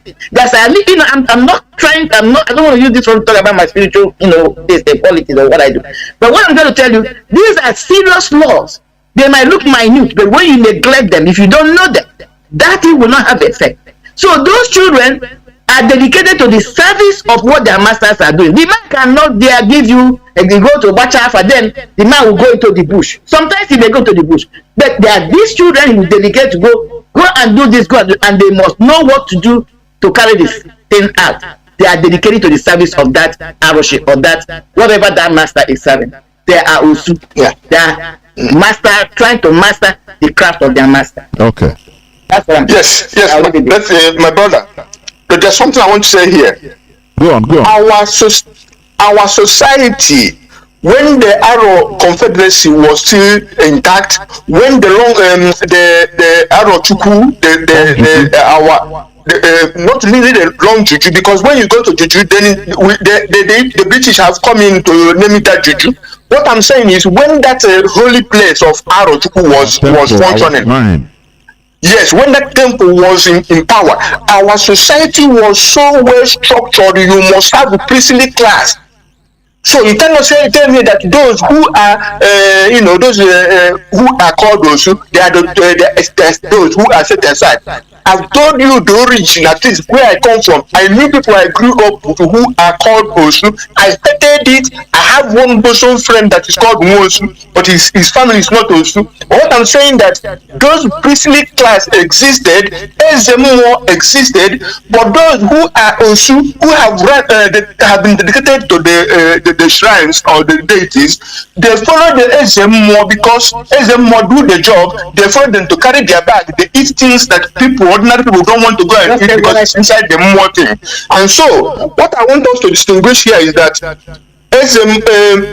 Ezemo and the priestly class in those days are different from people who ran to the shrine or the deity for protection. But what I want to say here is that Osuji is one who is dedicated so good in farming yam that he is so dedicated, and then it takes his name. Osuala, they have so much land and dedication to the land and keeping the law of the land that they become Osuala. And Osuigwe dedicated to heaven, and the Osu is one who is dedicated. We must not mix this thing, those highly esteemed names in those days to those who ran to the shrine or brought to the deity that our people started to minimize and derogate. So that we must not seek the revitalization of Osu. We have to do away with it. What we have to maintain is our priestly class who maintain our values. This is my submission. God bless Biafra. God bless you all. Good night. Yeah, but I'm not going to take time. Please, there are many people waiting. The Chuku. People must know that the very first serious shrine in Igbo land is called the Isume. Okay, is in a place called that Igwele. You have Ngodo town. You can go and go to the shrine which is called Isume. The first breath is the place where a goddess, or rather the mother to father god known to the native as Nkem Chuku, my supreme mother or god, was worshipped in the days of Yore. This is way back, hundreds of thousands ago. That's what I'm saying. We are trying to start at the middle. Let's go back and see why was this thing instituted before the corruption came in. That's my argument. And then my brother almost said everything you said was what I said. I said that title Osu means somebody who is dedicated to something or have tried to. Let me leave it there. I don't want to. Of course, anyway, let me concentrate on taking calls first, because there are many things to be spoken honestly. Even with what our brother said, even I made mistake. I have to cut off somebody thinking that he was the person I cut off the wrong person. Caller on WhatsApp, can you hear me? Yes, yes, I can hear you. There, welcome to the program. My brother Jonathan. There were my brother. Please, I might speak Igbo also, but there was some talking. One more. Madam Haider, thank you so much, my lovely sister. We appreciate you so much. We always hear your voice loud and clear. You know, with Jonathan, the professor. And what God has put in your brain is overwhelming. And you know, everyone has their okay, always stay, take it always. You know, so I love what's happening in our lives now. It's too much. It's time. I think it's actually time, because God has brought someone who He brought made to liberate us from every angle, and that is why all this is happening. You know, so you know, when you are trying to liberate, to come out from the evil one holding you down, everything will be happening. The evil one will be fighting also for you not to go, and that is why all those things are happening. The Western world are fighting also, and Nigerian people are fighting. Nigerian government also are fighting. All those spirits from here in Nigeria that are against us, they are also fighting. Remember, because right here, look, you guys have been saying, you know, there's something I want to say here. My sister said that Igbo people existed thousands of years, which is true. There was a time our leader said there is Igbo people who were in the land, but they were few. When other people migrated from other parts of the world to meet those ones that are origin in the land of Igbo. So, and they joined together, they lived there for thousands of years. Yes. So, number one, you know, they said for you to find out whom you are. Number one, the problem of we Igbo is that we lack knowledge. We know all this knowledge of whom we are, information. We lack information.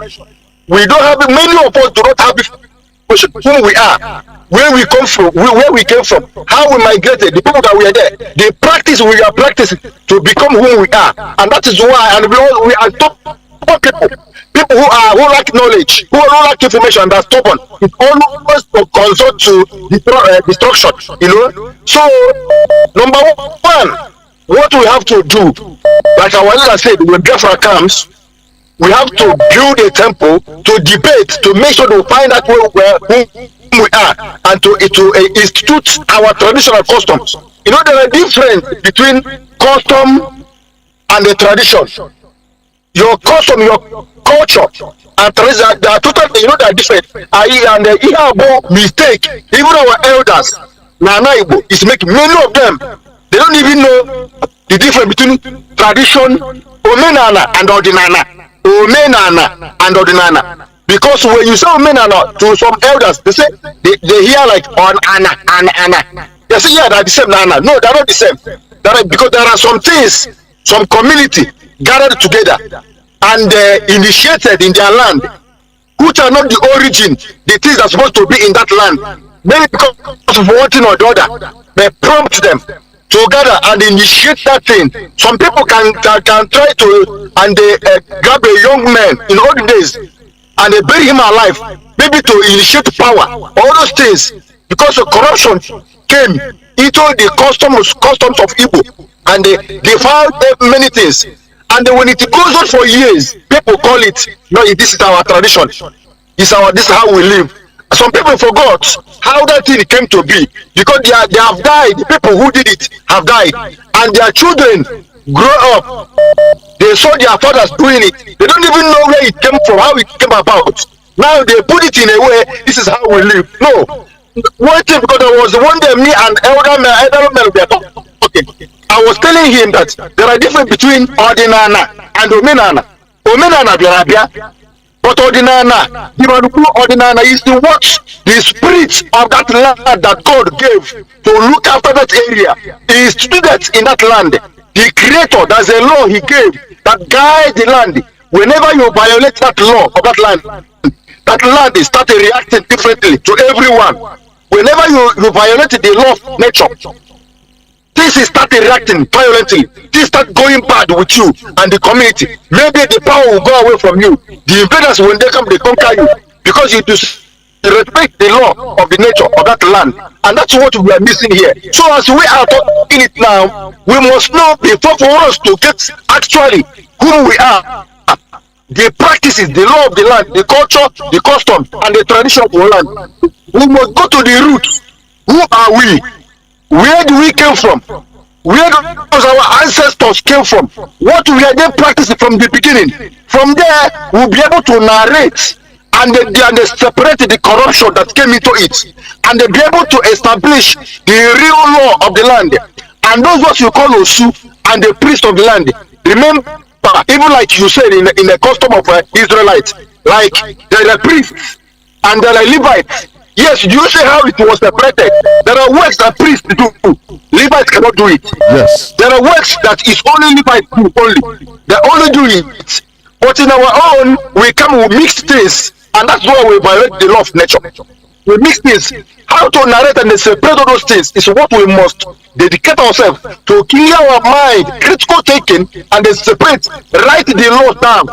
We must have a written law that guides and governs the land, so that and they build a school, so that not a personal thing that this is my own, this is my own, this is no. It must be for community, it must be for the nation. So the nation and the law, the government will enforce it. For the nation, build a school. When someone is called to do that duty, you go for the school. And the same law that this person from Onitsha and Enugu and Abakaliki and anywhere in Neverland, they will know the same law. They will not do any different in anywhere they are.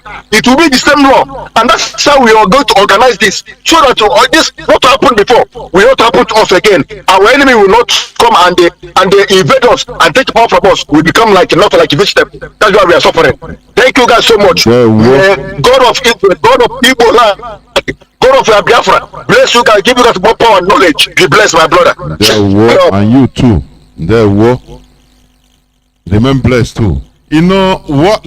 For your information, what we are doing here is to revitalize our values, because you cannot, start doing something about something without valuing it. In Israel today, they have Levite schools training Levites because they value it. They know the importance. But we demonize our own. We are made to fight against our own self. Now, how can we even start thinking about writing it down or building schools that teach all these things? That is why we are bringing our brains back, because we are lost. Completely lost in the zoo called Nigeria. That is why we don't have magnitude, no direction. And they are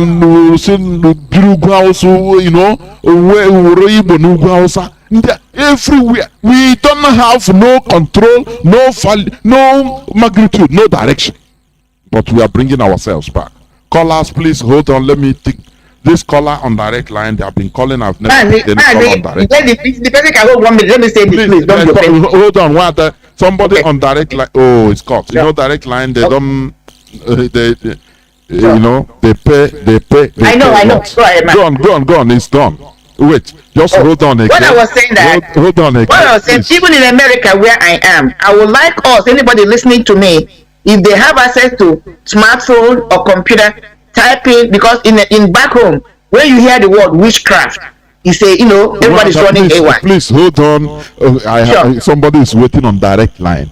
Right. Caller on direct line. Can you hear me? Welcome to the program. Caller on direct line.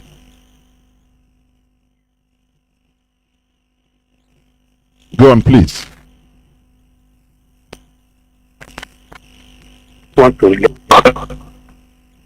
Oh, sorry, it's my fault. I touched something and the line went dead. Wanda, complete what you are saying. Sorry. Yeah, what I was saying, I know that anytime in Africa you mention the word witchcraft, people are running AY. I'm not saying whether it's a good thing or bad thing, but I'm asking us, let it be a, assignment I'm giving. Anybody that has a smartphone, anybody that has computer, go and type in School of Witchcraft in America. Mazi, they're everywhere. Everywhere, as I speak to you, School of Witchcraft, register. People go to learn. Can you try it? Can you try it in our land? You say you open School of Witchcraft. Thank you. So that is, I'm trying to talk to our people. The same people, these churches are here, but you have it. That is legal. Why can't we have school where you teach our own tradition? Number two, what I'm about to say now is not a secret, a hidden secret. Go and Google it. Ronald Reagan, the president of America, when he was the president, there was a living astrologist that was inside White House. They consulted every day before he could do anything. Google it, you will see it there. At the time, it was called Nancy, that is the wife, the Nancy Reagan's astrologer. Yes, an astrologer lived in White House. It was because it was revealed. Did anybody know? And when it was revealed was when he had that time they tried to kill him. That was why Nancy said, I told him. He was one not to go on that trip and he left. They had a lived-in astrologer. And these are people that are talking to me. People should go and do respect, man. Oh, I have people calling on direct line. I don't know what is happening. I want to pick callers on direct line, honestly. If people are talking, that's when calls will be flooding in from direct line. Okay. Caller on signal, thank you for holding on. Go on, please. Can you hear me? Good evening, sir. Welcome to the program. Yes, good evening, Biafrans all over the world. My name is Mazi Wisdom. I'm from Ohajima in Imo Province, Biafra land. Mazi, I want to ask a question. Like our brothers in Israel, they have a special day, a particular day, which is Saturday. According to book of Exodus, that he said that we should remember the Sabbath day and keep it holy. My own is now, do we have a special day we'll be worshiping, like we'll be practicing our own tradition? Like, and another thing I want to suggest to, like what Nnamdi said, I want to appreciate our mother, Marien Haider. And I want to ask her a question.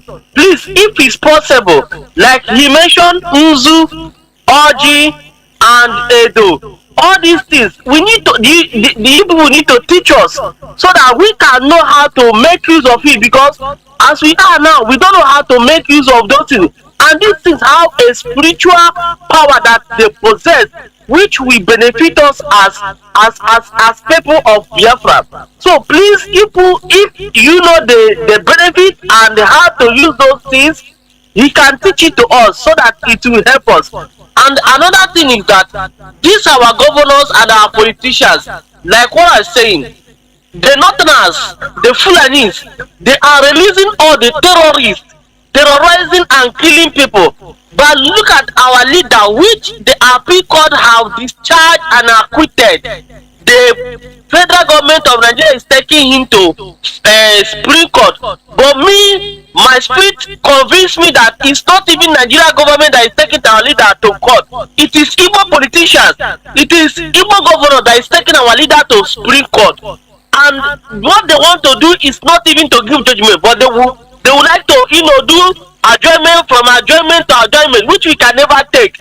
We want to make it clear to Nigeria government this night, we can never take any adjournment.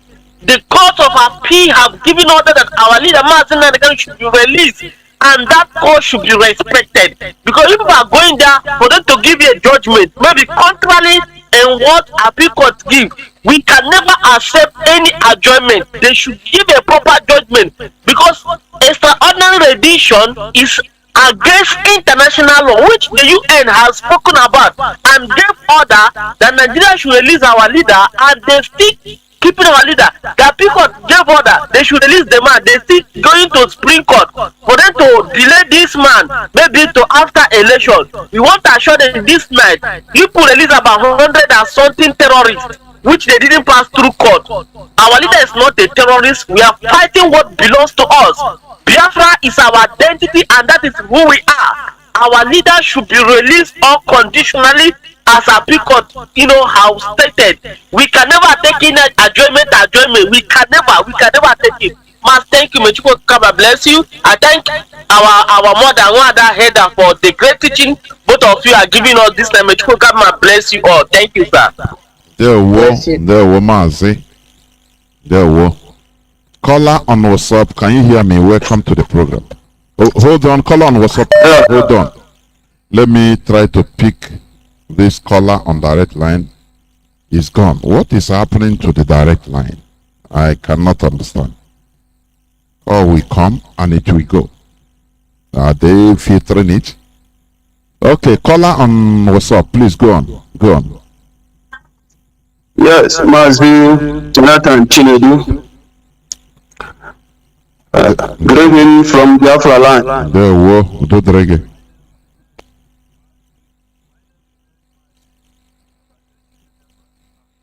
Okumak of area, Enugu province.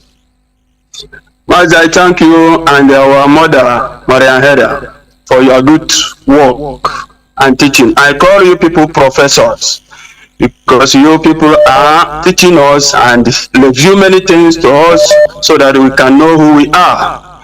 Let me not waste much of our time. Let me appreciate and praise God, because why I normally praising Kuka, because I see him that I always praising him because and how we demolize and give us a true leader, Mazi Nnamdi Kanu, to go and liberate us and open our eyes, and our leader come out and do the beautiful. May Elohim guide him and protect him. Protect all the Biafrans, especially our leaders, HOD, DOS, Chukwuku Kabiyama, guide everybody in the name of Chukwuku Kabiyama. He said, let me ask this question, because what we are now is the way people collect our own and give us free. Mazi, can you hear anybody answering like our brother who is now? It's important. We have 4 days in Biafra land. Our people answering for Okereke, Okafo, Mbaho. But these people, can you hear somebody answer it again in Biafra land? The answer is no. We rejected who we are. Look at what they are giving us. Some people still answering Sunday. Some people answering the Monday. Some people still answering Saturday, Friday. Is it not the same thing? But our people fail to understand that what white men bring us is fake, getting the original one from us. Mazi, sometimes when I listen to Radio Biafra every evening, Saturdays, I shed tears because this issue of religions of attend touched me personally. They are demoralized who I am personally, because the father of my mother is a prince. Is a prince of God, and my own father and the father of my own father is a prince of God too. And the same thing followed me. Did you know why? When they wanted to take me out of that area, it's like a fight. And these people fight to the last level to make sure they take me, and I officially followed them. Till today, I'm a man that nobody have ever defeated me in any way. But this time around, look at where I am following religions all over the place, live where I am. Mazi, there is something we have in our land. Some of it we have. There's one thing they are called, one they are called Njokunogo. When this happen, every season, everybody, all the men came from cities. Before you travel out again, you must go there, and all the men must stay one place and eat together before you travel. And we never hear that is something accident in our land when we are doing all those things. And you get another one in our own land. They call it Mamumaka. this one get the river that passed through our land. That's what happened, and this one is after them. It make our cocoyam grow very well. So when we are celebrating the time of celebrating this thing, everybody will cook cocoyam, and you must bring their own. And when you bring their own, others will be there waiting for you. Everybody will eat these things, and our this thing is always being organized until this religious of a thing. People who think they know best, they know more than each other, come and demolish all those things. Mazi, in our land today, nobody loves each other. And another one, they are call one deity like that. If you steal somebody something, the person will just come and ask, who do this? If you don't want to come out and confess, I will go and bring this Ajanum to come and to ask who took this thing. And immediately the woman or a man bring that deity, drop there. You see the person who took that thing, immediately he will come out and confess. After confessing, they will forgive the person and collect their things. But today, nothing like that is happening. So, Mazi, all those things, I witness it myself. I'm somebody who, when you come to our land to ask something to our deity, you come to me directly and request something. I will tell you what to bring. And when you bring these things, see how I will know that the God is already answered your listing, your prayer. When I wanted to do this, after I called them, all the vultures in our land will come down. I'm telling you the fact, we come down. After they eat this thing, finish, I will tell you, go. This thing, your prayer have already answered, and the person will be happy. And when you came, if I try to call and I do everything and I did not see any vulture, I will tell you, go back. There is something that holding you. Something that holding either you sin against somebody, or you kill somebody something. So you go and check yourself. Immediately you call, immediately confess. I will tell you, go back. When you are ready, you come back. And this thing was working very well. But look at us today. These people came here with they are bringing a good life for us, without knowing that what they are bringing to us to kill us. That is why in our land today, look at what is going on. Somebody like then, if our land is still the way it is before, nobody can go to Kenya. Our people, especially the Igbo people, cannot go to Kenya or gang against our leader Mazi Nnamdi. Nobody will try it. But look at what Christianity brings to us. Mazi, it's true that if we wanted to make sure that we must go back to the root and start asking questions. We still have elderly men who are the men. The person that I serve died in 125 years, and I spoke to him the day he wanted to die. He called me and told me, "Are you sure that you want to take me?" I said, "Yes, I want to take me." But look back, go and get this thing from me. And immediately I go back. Before I come back, this man died. You see, so my brother, this thing is teaching us very thing. I remember everything and how this Christianity took me. Definitely today I still thinking about why should I fall into this kind of trap. Now I remember that these people wanted to take our land by first of all destroying everything we have. That is why today somebody will tell you, if somebody slap you, you turn to another this relative. So, okay, let Fulani slap you now, and you turn another this, you cut up your head. And these people who are teaching all these things, if you kidnap him, he will pay money. Why not dying and go to heaven that you are teaching us?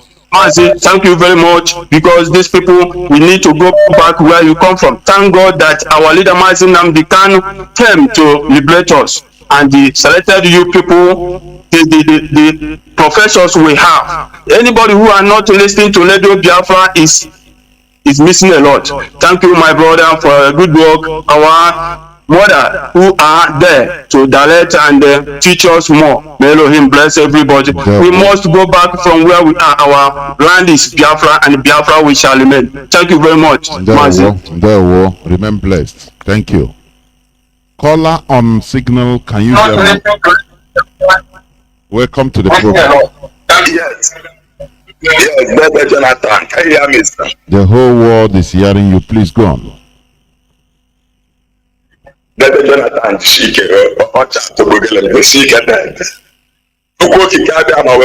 perfect God. He knows why He put you in this project.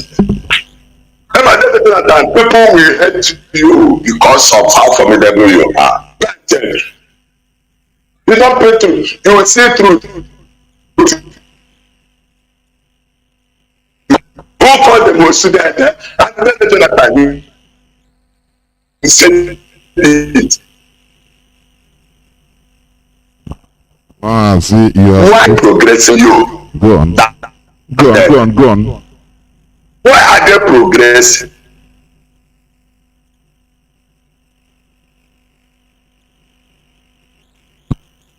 Look at our land. Look at our tradition. Look at our court. Everything about me, the Biafran people. They're witches. But they are imposed their own. And today, we say the grandfather, we say the past, we say the bishop. And when we talk, we say we shouldn't mention religion. What are the chicken? We let them take the Jonathan. This Biafra land, from where it starts to the end, is owned by Chukwuka Abiyama, his own. And Chukwuka Abiyama, this one, that's one, that one, this one. It's a Biafra. None of them, you call yourself a man of God. Do you know God? You don't know who He is. Somebody that created life and death. And they said, look at that and they look at. Let them Jonathan and me look at. See them there. The world is natural. I see it.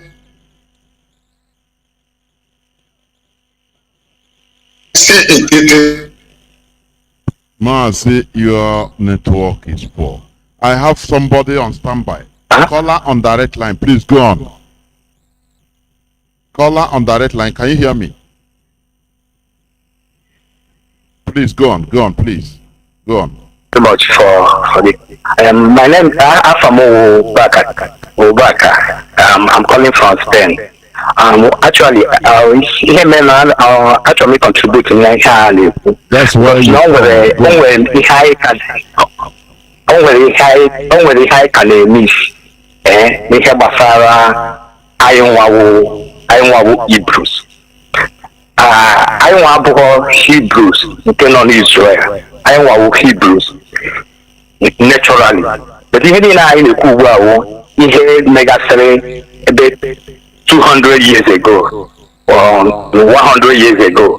So I had about 300 years ago, 400 years ago. All the company our director put us when you do Serena, no, na I ga na-achị back Friday na I ga-build to temple ebe a ga-anọ na-ekpe ekpere. So o nwere ihe m chọrọ ka m weta na paati by paati side ebe m si anyị enweghị anyị adaza nwosu anyị adaza ihe gbasara aha ya anyị adaza nwosu n'aha esi m Anambra steeti Dembe local government Ugboji anyị adaza nwosu n'aha. But ihe ọzọ m chọrọ ikwu na ya wụ o nwere ihe anyị na-eme isi o nwere ihe a na-akpọ agwụ like ndị a na-asị eze mmụọ ebe ka ha na-esi adị ha point agwụ ọ na-awa agwụ ụmụazị like na Bible na Samuel mgbe agwụ ọ mara Samuel mgbe mamia delicate ya na chọọchị ọ nọ na nke Levi ọ nọgide ebe ahụ ntị Chineke kpọọ ya o wee bido zawa uwe obi na ụjọ tụwara ya mgbe a kpọrọ ya. But o mechaa asị ya nye obi isi ka o wee za wee si ya Chineke wee zie ya ozi. So otu aka ọ dị anyị nwere ndị osu anyị nwere ndị ihe a na-akpọ osu na be anyị enweghị osu anyị anaghị enwe osu ya dịka ebe 300 years ago anyị nweghị osu. Ihe anyị nwere wụ ihe osu anyị hụrụ wụ ihe ọ bịara anyị abịara ọzọ mgbe anyị mehiere mmehie bịarutezere ribe anyị ka anyị wewere osu oge mbụ na mmadụ mee ihe na be anyị a na-ejide ya a na-ejide ya jisie ya ike ibi na onwe mgbe afọ na-eto mmadụ ọ ga-emeghe ya bete enwe ihe na-aza ndị agwụ onye agwụ mara agwụ na-ama n'ụmụazị na-ama n'okenye agwụ na ụmụazị ka ọ na-ama beta a na-awabe isi tuo ya epushuo ya aka kịta ha nazi emezie ya agwụma mmadụ ọ ga-emeye ihe mmụọ agwụma mmadụ akwụ ihe eme agwụma ndị ahụ agwụ mara wu Levi's ahụ a na-ekwu ya dị Levi's so the Levi's a ụfọdụ ndị ahụ agwụ mara ebe agwụ emezie ọha ka a na-ọrụ ụmụazị ahụ ọ ga-aka na-ekwu kpọsa ha na nke isi mmụọ ọ na-azụ ha mgbe isi mmụọ ga-anwụ from Levi's ahụ Chineke chuzukwa from ndị ahụ onye ga-esi ya so no all from the Levi's bụrụ ndị ahụ agwụ mara gọsa agwụ ahụ na-ama ha ọ na-ama ha ọ na-enye ha gift dị iche iche agwụ mmadụ ise anaghị eme ofu ihe ị ga-ahụ onye o meghere anya ị na-afụ akwụkwọ ga-agwụ mmadụ onye o meghere anya ị na-asụ ya ị na-eme interpret ihe ga-eme echi onye o mere o nwere gasị ha nwegasị dị dị iche na iche adị otu ahụ ka eze mmụọ na-ekwesị eyizikwa ha n'ụlọ ebe ahụ ebe ha nọ wee na-azụ ha tobetu kịta anyị na-emezi onye agwụ mara ewere ya du ya n'ime du ya na mmụọ like daba anyị ọgbaba n'ọhịa sikwa n'ọhịa pụta ebegharị obi owuru dibịa eze mmụọ awụkọ dibịa eze mmụọ na anyị wakpọwara ya dibịa na oze mmụọ ihe na onye agwụ mara abụrụ dibịa onye agwụ mara hụ gift of God Chineke nyere anyị iji wee na-agwụ onwe anyị ọrịa na-asọvụrụ onwe anyị problems na-abịakwute anyị etu ugbu a like ị na-ekwu ihe na ọrụ a na-ekwu ihe gbasara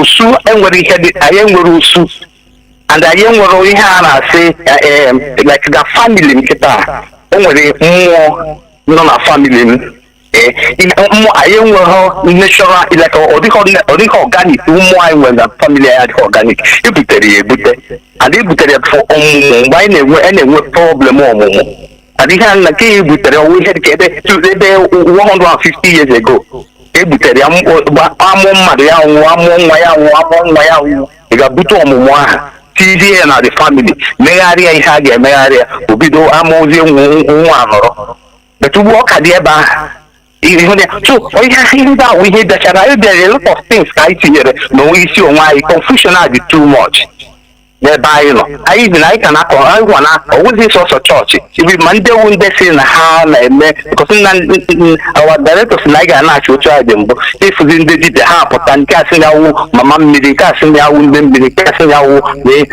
dibịa everything ihe niile confusion everywhere so achọrọ m ka anyị bidokwa n'anya ihe gbasara kedu ihe wụ agwụ kedu ndị agwụ mara kedu ihe ha wụ because onwere onye kwutere okwu ya ebe a ndị ahụ agwụ mara wụ the Levi's ebe a ka esi tren ha ka ahụ toyi ya mara ihe ọ mara ka akwụkwọ niile ahụ ọ na-aga ozi ọwụghị osu adịrọ aba anyị osu ihe niile hụcha confusion so ọhịa m sị ka m kwuo thank you unu na-agbalị nnukwu ana m enye unu na-agbalị thank you bye bye. There we go. You know, here is just like our rallying point, parliament, whereby, you know, we steer up a conversation. People should understand what we are doing. We steer up a conversation so that people will go deeper, so that people will take it up, because we say it on A. All that we do is to steer up some things we see as our problems as a people, not individual, as a people. Now we make more researches. People will go deeper, profoundly, in order to find out. Because when you try to look, you see. You understand? When you try to look, when your mind is in something, you see. You catch it up. You can see. That is what we are saying. So, I have a caller waiting on WhatsApp, on Signal. Okay, WhatsApp has been there before you. Caller on WhatsApp, welcome to the program. Can you hear me? Yeah, Mazi Jonathan, good evening. There we go. Welcome to the program. Thank you. Thank you very much, Mazi. Marien Haider, I thank you. I appreciate you. for the good work. Mazi, I remain Mazi Emmanuel. I'm calling from city of Paris. I remain the zonal coordinator of Paris zone. Mazi, the area, particularly the area I just wanted to put my own contribution is to redirect some of our people who are arguing that there is nothing like God, or there is nothing like Chukwu Okike Abiama, or there is nothing like Creator. That whosoever that created us made a mistake. No. I totally oppose on that. Because of what? I really believe, to me, I believe that there is someone who created this very universe that we are living. Someone is in charge. Whether it's a spirit, whether it's a breeze, whether it's a tree, whether anything it may be, we don't know. But we know that he's a creator. Some people may argue, say, okay, why should a creator create human beings like black people who are brainless, who are not reasoning, who are totally out of reasoning, out of competitions that is going on in this very earth? To me, I can say that all human beings are equal because we have the same way of reasoning. We have two eyes. White people have two eyes. We have the same brain. We have the same blood. We have everything. But I believe that Chukwu Okike Abiama created every race on their own way of life.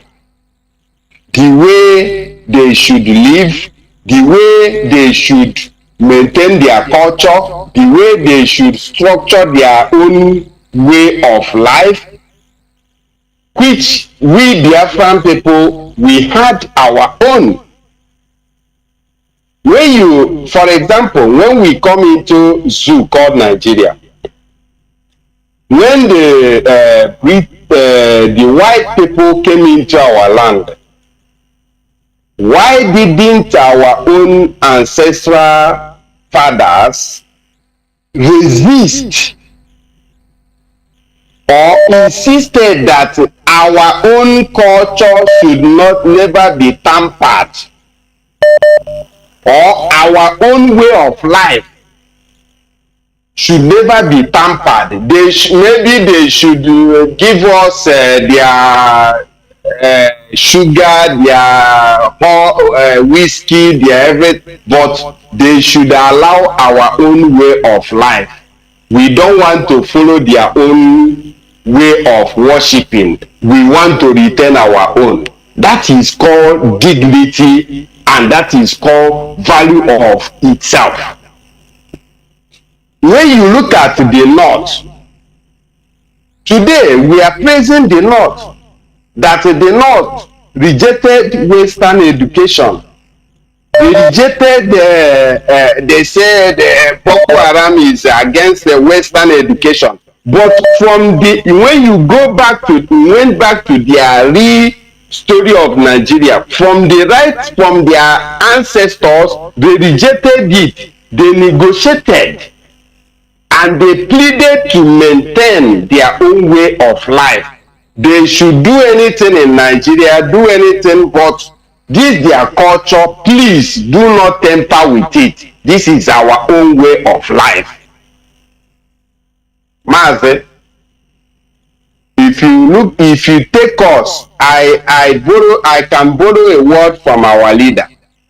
Our leader said that we, the Biafrans, we are different.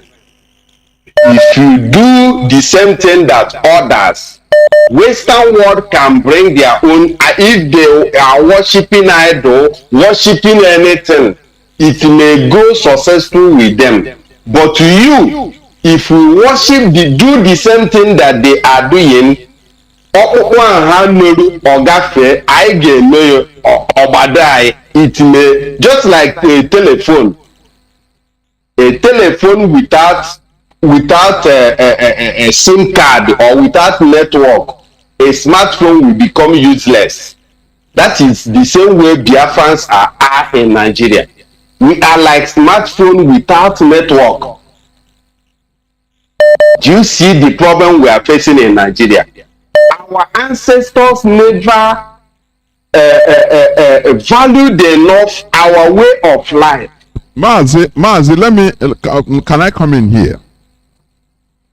Mazi, I'm listening. Yeah, okay. I understand what you're trying to say. You know, sometimes out of frustration, we can blame, people that we are not supposed to blame. You understand? There are conquests everywhere, right from the word go. There are conquests. You know, I told you, I said this, that I've been saying it and everybody knows. England was conquered by the Roman Empire at the early time. And later on, it is still English people, later generation, that delivered them, that fought for their freedom and delivered them. A conquest is not easy. When the the Europeans came to our land, they used every means, all of their all their weapons, both physical arms and soft arms, both money, both their goods, European goods, everything, both mentally. They use everything. It was not easy. You're supposed to understand about the Kumekus. They resisted physically. It is not easy to conquer. It wasn't easy to conquer our people. But once it is done, it is done. Now it is for us. That is why we are doing what we are doing. So that although our ancestors succumbed to superior power and they become conquered, now we in this generation, we understood, and we are to take back what belongs to us. Israel, you are seeing today, they were conquered thousands of years back. It was only in 19th century that they started this Zionism that led to their going back in declaring Israel in 1948 of yesterday. Since thousands of years back. Does it mean that their ancestors didn't resist? They resisted. But they were subdued by superior forces. It is normal. But what is not normal is to remain on conquest forever. That is why we are doing what we are doing, in order to remove ourselves from this conquest, because it is harming who we are as a people. It is harming us as a people. We shouldn't continue like this, running from pillar to post, rigmaroling all around the world as people at the ships without shepherd. That is why we are counting what is the problem, and we are asking questions, and that is why we are doing what we are doing, in order to bring us back so that we fight for our liberation. What has happened has happened. You cannot change history. You cannot reverse back maybe 15th, 17th century. It is impossible. But what are we doing at the situation? That is what matters most, and that is what we are doing. Mazi, please go on. Mazi, what you just said is totally, you are totally on point. But you see, they say that the advice you give to yourself as a people or as a person or as a race is the best advice. You see, our people, in Nigeria Union, the Union of Nigeria has brought into us a very disastrous memorial, if I may use such words. It's such memorial because Mazi, sometimes you will be asking yourself, we are the brunt bearers in Nigeria. We are not only sustaining the Nigeria Union, we are sustaining the world. Upon all those things, our people are still less concerned of the situation of our land, the situation of our people, the situation of what we are passing through. But we have to ask ourselves the truth, the bitter truth. We have to know that this thing that has happened to us is not ordinary. I cannot say that some people do us juju or do us or cast a spell on us. No, I don't believe on such. I believe that we have missed road from somewhere, and such a place is where IPOB has.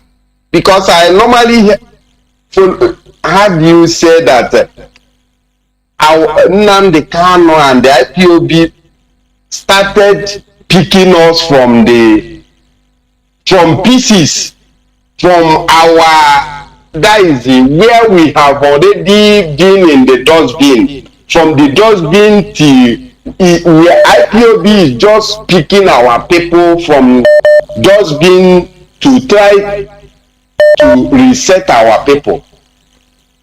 And that is what we are in today.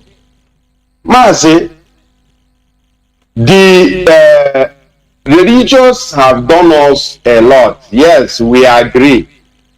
But our people also fully and indirectly and directly contributed on what is happening to us.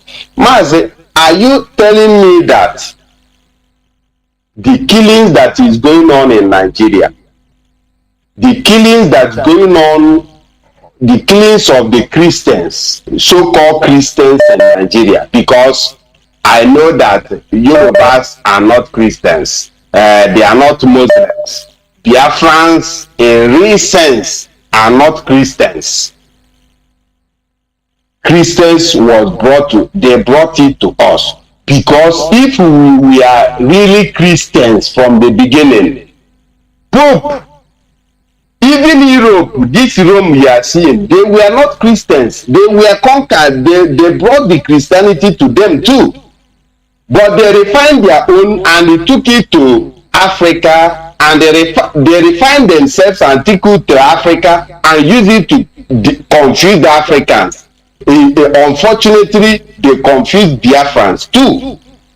Then now, the whole thing now divided us till up to the last families in our own land.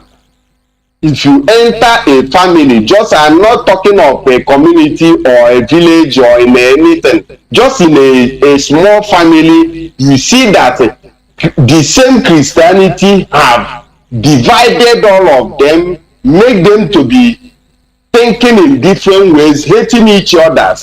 Who are we going to blame on all those things? We have to blame ourselves. We should stop blaming white people. We have to blame our own stupidity. That is our own stupidity for not understanding that this thing that these people, no foreigner will ever love you more than you yourself. Or no foreigner will show you your own brother or your own sister or your own relatives.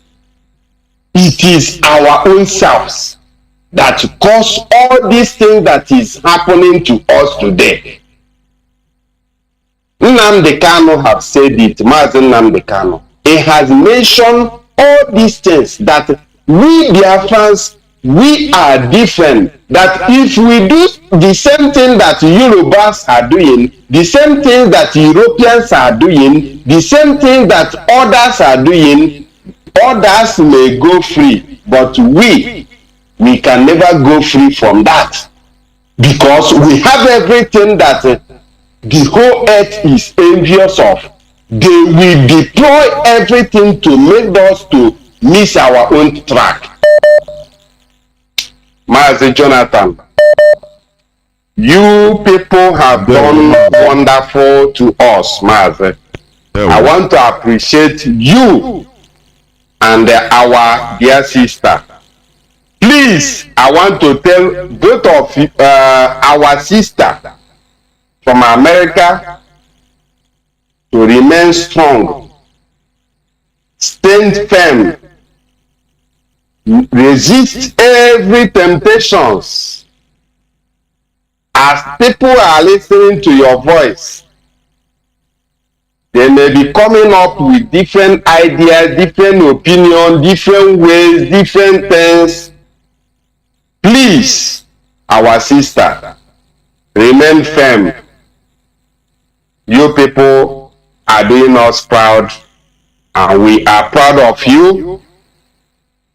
The Biafran people are proud of you people. Thank you very much, Mazi. Thank you. Thank you. It shall be well with you. There. Caller on direct line, as we are winding down. Caller on direct line, can you hear me? Welcome to the program. Caller on direct line, can you hear me? Go on, please. Go on. I can hear you loud and clear. Go on.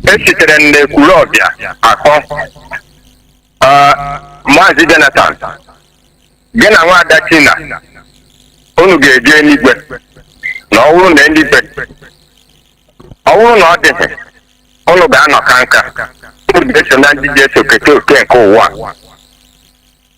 Ihe nwere ikwu unu na-emepụta n'ihe nno niile unu kwesịrị ime. Onye na-ekwu ihe awụ ọnụ nwa ogbuju na n'aka, ana m arụ na-ekwu ọbịa. Onye nwere ntị nụrụ ozi ọma unu jiri, ma ndị na-ata nna nna anyị bụ ụta, o meghị onye anyị ga-ata ụta, onwe anyị ka anyị ga-ata ụta. Ma ejighị n'aka, ọ ga-enwe ebe anyị nọrọ mejọ Chukwu Okike Abịama. N'ihi nke a, ọ gbakọta anyị azụ, and ka ọ gbakọtara anyị azụ, anyị na-eji enyi ya enyo ndị ọcha were bịa were kpọrọ anyị niile. Biko ekene ka ntị ka nkene unu, Chukwu dobe unu ndụ. Chukwu gọzie onye ndu anyị Maazị Nnamdi Kanu, onye dị atọ bụ Sent Nnamdi Kanu, onye Chineke wepụtara ka ọ gbapụta anyị n'oge ndị ọcha, n'oge ụmụnne anyị mere anyị ndị ekpurekpu. Ọnwụ taa ka o bidoro. Chukwu gọzie unu niile n'otu n'otu. Ise.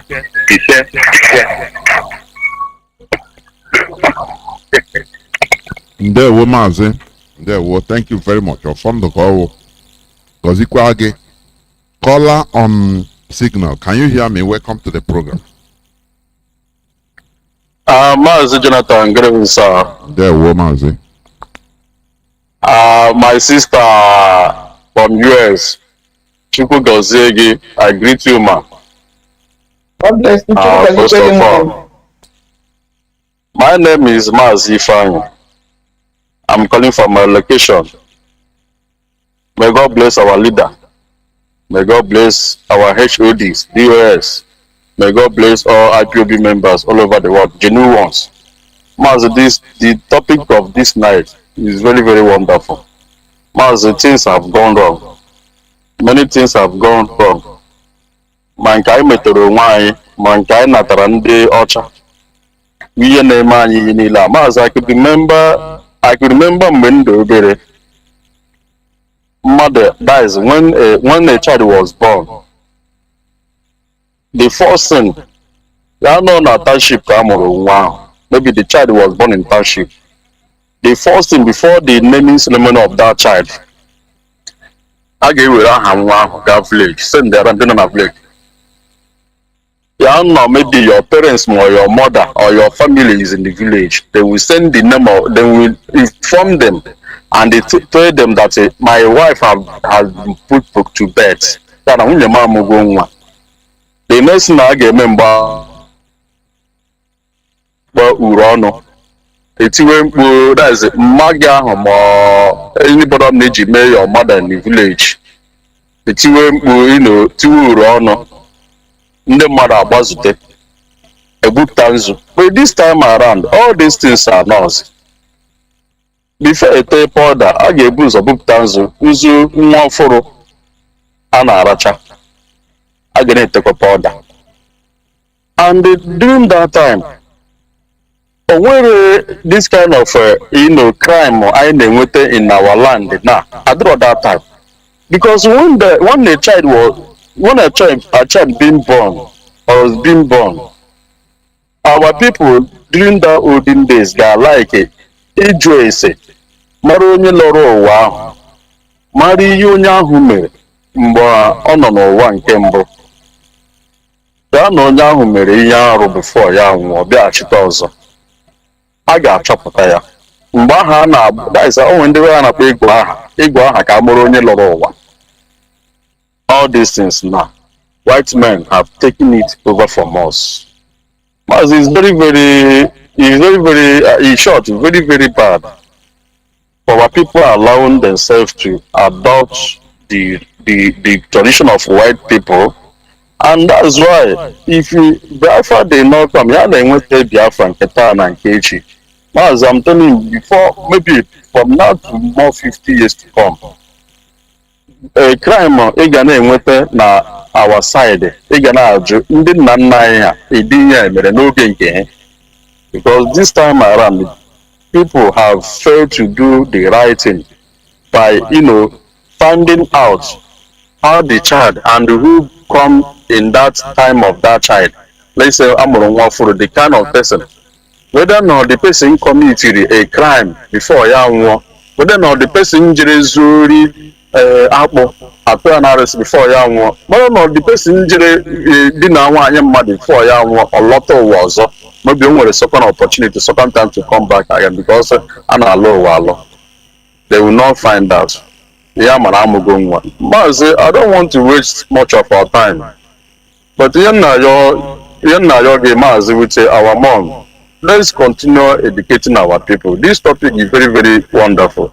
It's due to that I don't have enough time, and you are about to close. If not, I would have emphasized on more on this topic. But nevertheless, let's continue educating our people, telling our people that we are not doing it right, that if something is about to go, something have already went wrong. Thank God for the emergence of IPOB and the Radio Biafra, where this kind of topic are being treated. I'm advising and urging our people to always bring their children closer to Radio Biafra every Saturday for them to learn what they're supposed to know. Because if you are not born around something 1970 or 1980 something, you won't know all these things. You wouldn't down maybe 2000, year 2000, a year 2000, a year 2001, a year, you can know all these things. But by bringing our children close to Radio Biafra every Saturday, then we learn more and more things. Mazi, let me stop from here. There we Mazi. Others can chip their in. Good night for. There we. Thank you very much. I will pick the last caller. Caller on WhatsApp, you be the last caller, please. Okay. 6 Good evening. minutes. Well, Jonathan. There we. There were my sister, Marien Haider. Hello, my sister. God bless. It's always refreshing to hear a fellow woman calling. I appreciate you highly. I'm calling from London. My name is Chinel from London. There we. So, yes, itinye ọnụ n'okwu na the person who called before, who was blaming our forefathers ihe okwu ebe ahụ ka m this ịma o nwere oge our leader na-etichiri anyị si na ọwụ ndị na-arụ. That is why all these saboteurs to me otu anyị siri although our IPOB family eteghị ya easy, ha try unu niile ma Sister Marien Haider, ndị niile nọ na media, they tried iji lee ha dịka this flood na-ekwubata ụna na-ewe ji ha na-ekwubata ụna na-ewe ji the flood ka ọ hapụ iburu anyị. Our leader gwara anyị na ọ saboteurs, ndị mere ihe ọjọọ oge ahụ. Ịma ndị Igbo anaghị egbu mmadụ. Ime ihe ọjọọ ha make either excommunicate or send them on exile. Asị na ndị ha niile mere esendere ha na exile, chụpụ ha gawara n'Uguta. Ndị ọcha, ndị arụmanụ, ihe ha mekpe maka ebe ha gadara jekpọta ha ọnwa mere ha gaje mmadụ Chukwu. Ọnwa nyere ndị ọcha aka were defeat anyị. Ọkwa our people, ha used our people to defeat us. So here ndị a chọrọ ime na IPOB bụ mana ha metiri their Waterloo because unu dị more than wise this time.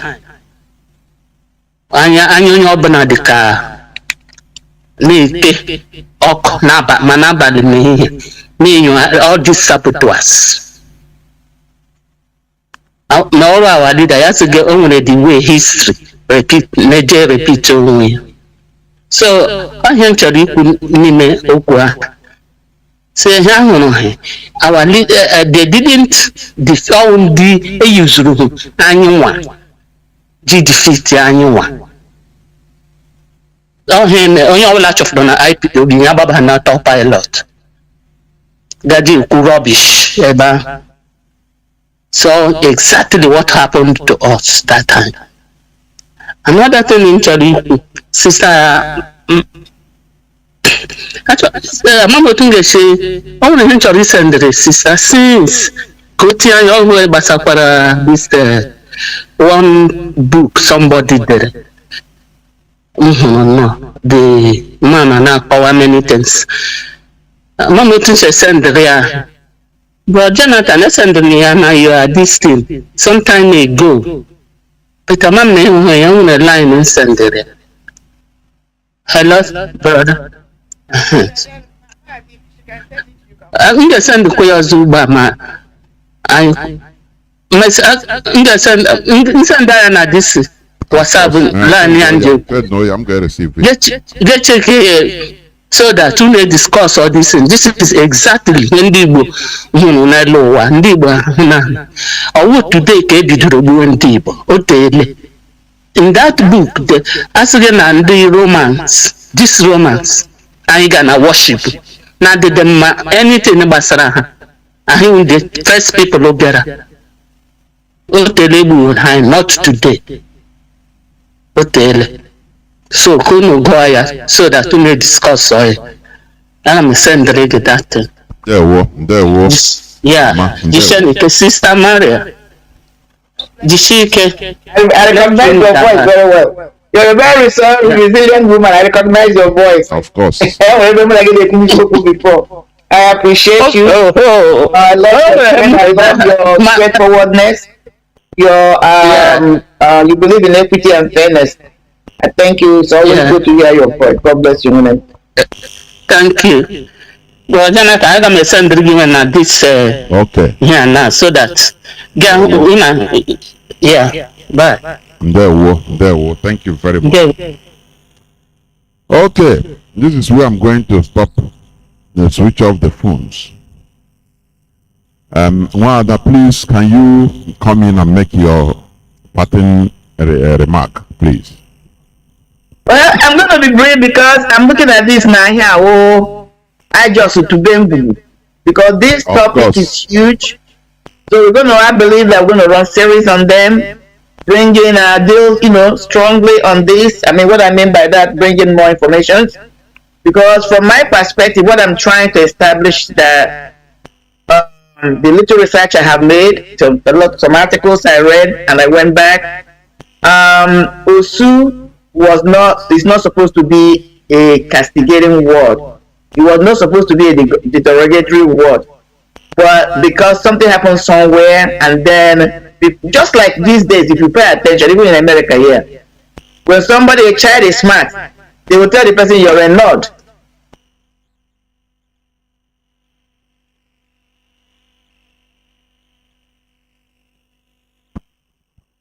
Wanda, are you still there? Stop this, sorry. So I was saying that even in America here where I am, one of the trending things now that if you are in the school and you're smart, they bully you and call you a nerd. So you ask yourself, is being smart a bad thing now? But that's what they're projecting. And they're getting in these children that are doing this, they're getting in the majority. They will bully the smart ones. If the smart ones are not smart, they will join them and become, refuse to read their books and do their academic works. So, but we must know that being smart is the reason why you went to school. So my mind is telling me somewhere along the line, something happened over years, because we're talking about a civilization that has been more than 500,000 years. I know why I called you, because some people might think at 200 years. No, 100,000 years. So, when did this caste system start? There was a brother that spoke, and he spoke rightly. Like give an example. When my people, came to the place we reside today, it was not our original place. The people that were resident or the indigenous there were called Umukochi. But because we left Arochukwu during that crisis, we came to a place in River State. We still have our ancient buildings there in River State, as I speak, called Ozuzu. After a while, they left Ozuzu and then came to this place we have been for some 100 years now or so. And before they settled, what they used to do, from what I had, from the elders, when you get to a new place, you first of all consult the oracle, make inquiries. Is this place going to bless us? Is that where we settle? That was why my people, when they left Arochukwu, they stopped at Isialangwa. They stayed a little while. Something made them to leave. Probably they were told no. They left, most likely. Then they found themselves at Ozuzu. Stayed at Ozuzu for some years. They left until they got to this place and consulted the oracle. And they were told to stay. They started staying. That's how they derived their name, Umunne Oha. Even though they later dominated the people. Because one of the primary things that was important to them was to establish that deity, Igwekala. They perform rituals. So there are people, like I said, Umazaleke, that are the custodians up to as I speak to you today. They are the ones that oversees everything that has to do with that deity. They are Osu Igwe, that's what they are. But we are held in high esteem. So, but somebody might start looking at them now, down on them. And if that continues, and the way is paid, that is if somebody start castigating Igwe Kala, which they have tried, the church people. There's an uncle of mine who tried to go to near one of the, not the main Igwe forest, to try to cut it down. He got, what I'm telling you, a live story. He became sick. This was one of the first multi-millionaire we had in my town. He became sick. He lost all his businesses, lost his marriage, lost his first son. In fact, he died in Washington D.C. here. He went mental. I couldn't believe this man.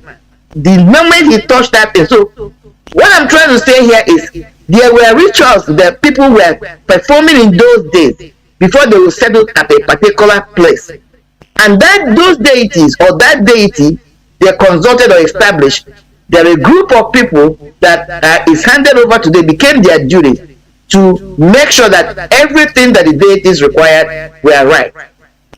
When I say we go back and review who we are, there were certain things that ancestors did. They were not right. They have to evolve, just like every other society.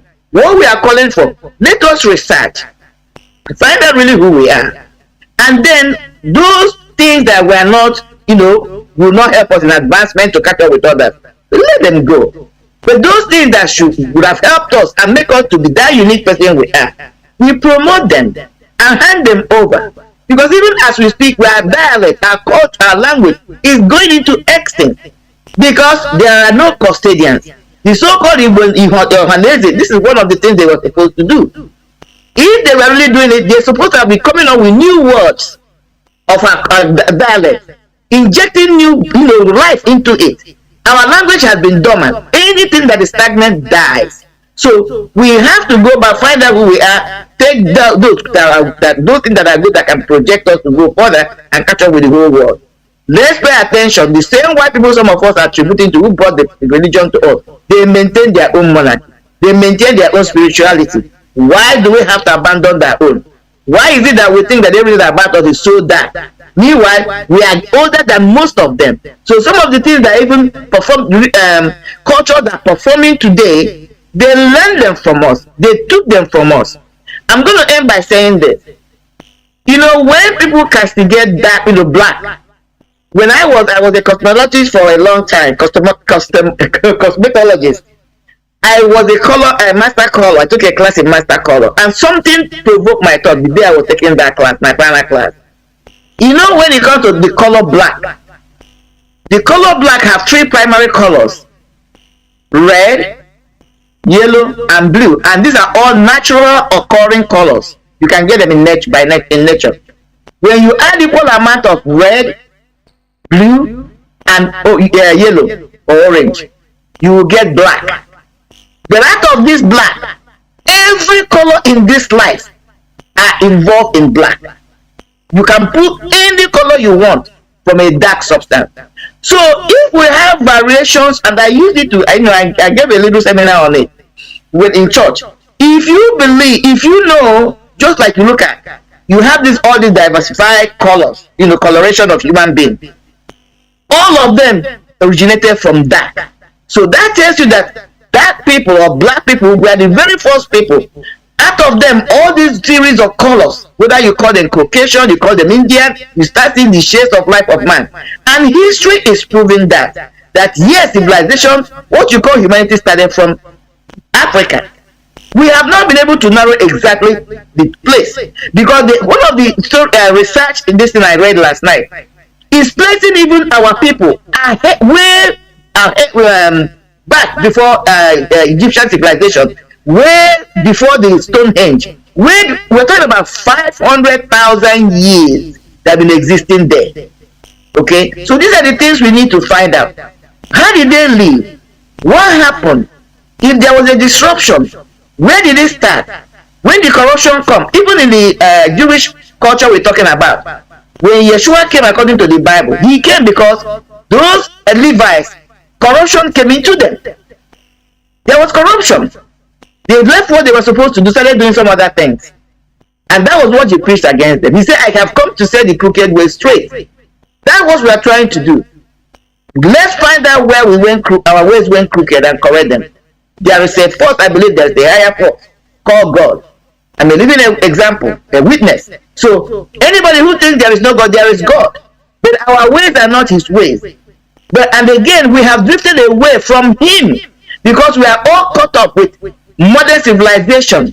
How many of us have time to sit down and even have 30 minutes prayer or engagement with God? Let's be honest to ourselves. Most of the time, even when we go to church on Sunday, you will tell your daddy GO to pray for you. Your daddy GO is busy traveling, doing other things. He doesn't even have time to pray for himself. How can he have time to pray for you? Ask yourself the question. Even the reverend fathers and reverend sisters, they were supposed to be set aside to be praying. They abuse it, trying to make money. Crusade and all that. When did they pray? You are asking one person to pray for 200 people when he can't even pray for himself. But meanwhile, we don't have people dedicated when it comes to our own traditional, religion that can be set aside just like every other religion, and let it be their job to be interceding on our behalf, and not just our behalf, our environment, our society.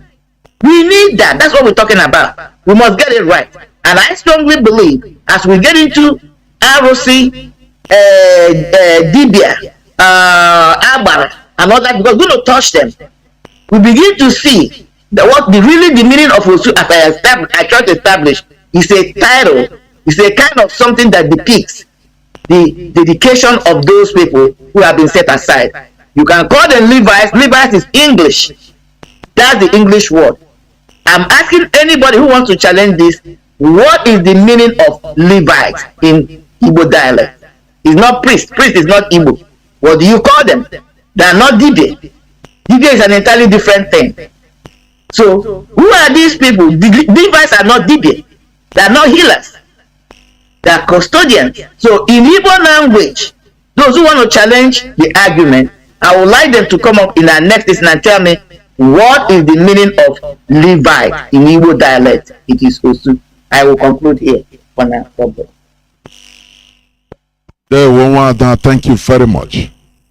Sometimes people might not understand what we are trying to achieve here by trying or pushing us into digging into history. Without knowing your past or your history, you don't know you will not know where you are going to. You know, Egypt today is in the forefront of the war, the historical issues, or whatever you call it. The pride of Egypt today, Egypt, is their rich history. Though the population change due to conquest, the people you saw in Egypt today, they were not the main Egyptians. Arab invaded Egypt at the coming of Prophet Muhammad in 7th century. That was when Egypt and other North Africans were invaded. And what they did there, they pushed down the indigenous people, which are the black people. They pushed them down south and they slaughtered most of them and they took over, because that is how they behave. Now, Egypt, as I said, their pride is their history. And without them digging, without archaeologists digging, they will not find out, they will not find things. What we do here is to push us into digging our history, our historical past that will help us, because it will surely help us to sharpen ourselves, you know, to structure ourselves, our present selves. When you understand that maybe your great-grandfather is or was a heavy wrestler in the village, is Obuago, you, the grandson, you use it as reference.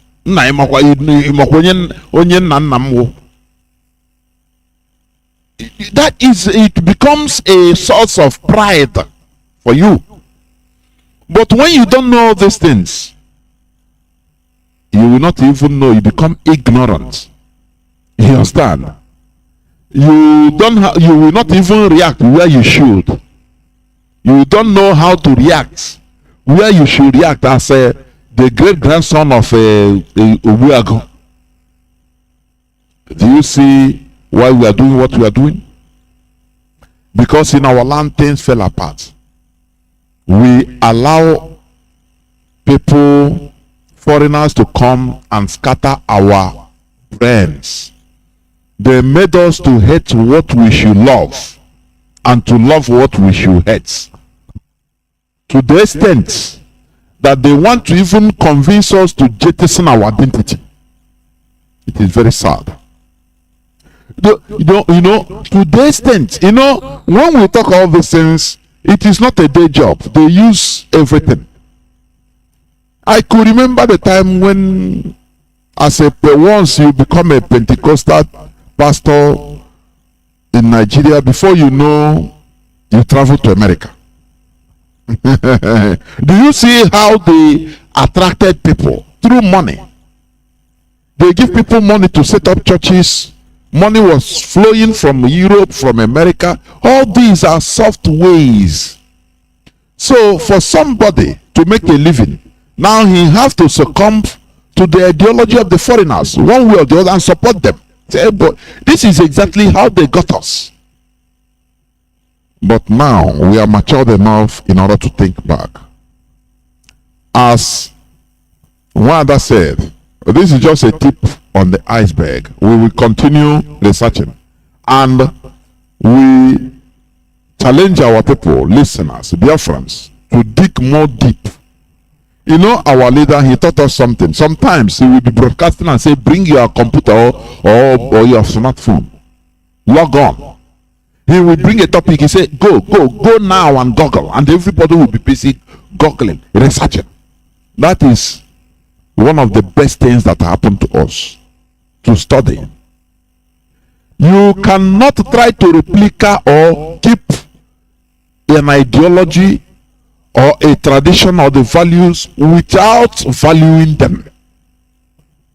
I don't know whether people understand. Before you try to teach people, try to put value on a tradition, you must value that tradition. You must make people like it, value it, now before you profess it. I used to watch sometime one of our brothers. I used to watch him on social media. All those time, a few years back, because of the awakening of our leader, brought by our leader, these brothers will carry microphone. You know the way they preach, they do crusade, carry megaphones and the speakers. Sometimes you go to public places. I cherish that our brother. Even that time, I used to watch him that time, few years back. He will carry speaker where in Chicago, start preaching our menala openly in the marketplaces. So that is the good thing that Mazi Nnamdi Kanu has started. Let us just judge our behavior, the results we are having in our land. They brought all this Christianity, everything, gungu, churches everywhere, everybody born again, Catholic, Anglican, this and that, carrying Bible. Does that eliminate criminality in our land? The answer is no. Instead, it increases. Now, you ask yourself, now, what is the problem? We are in a wrong, I buying in a one chance. Honestly, we are in a wrong car. That is why we want to, bring us back, bring ourselves back, restitution, to bring our minds back, so that we can start again, because the road we are going wasn't good. Otherwise, we will go into extinction. I'm telling you. When they said, I think one United Nations body said that the Igbo language can go into extinction in the next 75 years, as of that time, maybe 10 years back, people thought that it is a joke. We see it today. We see it today. When even our people publicly deny who they are, it is very sad. Therefore, this Usu, while other people cherish their own, you go to maybe Cambodia monastery, Buddhist monks, they are being respected. People that are dedicated to the service of their God. Catholic everywhere, things the same even in our land today. But in our own case, they first of all demonize our traditional worship, that it is evil. Now everything associated with it whether Dr. Dibia, whether Dibia now, as far as you is traditional or is evil. Don't you see that there is a pattern of our destruction they are pushing us to? That is why our leader took it as a duty in order to try to reverse this type of tragedy that is happening to us as a people. We have to cherish who we are and our values. We don't need foreigners in order to standardize, give us the standard of who we should be. No. The only thing about values and tradition is the ability to change, absorb things that you should. Like I read about the Levites. They have Levite school of Levites today. It was not so in the olden time. But they use their brain as human beings in order to change, in order to, change with time. In order to restructure their thing. Because they are human beings. They have brains. In our own, we condemn everything. And we allow people to be deceiving us. Pastor Suleiman, brain saved him.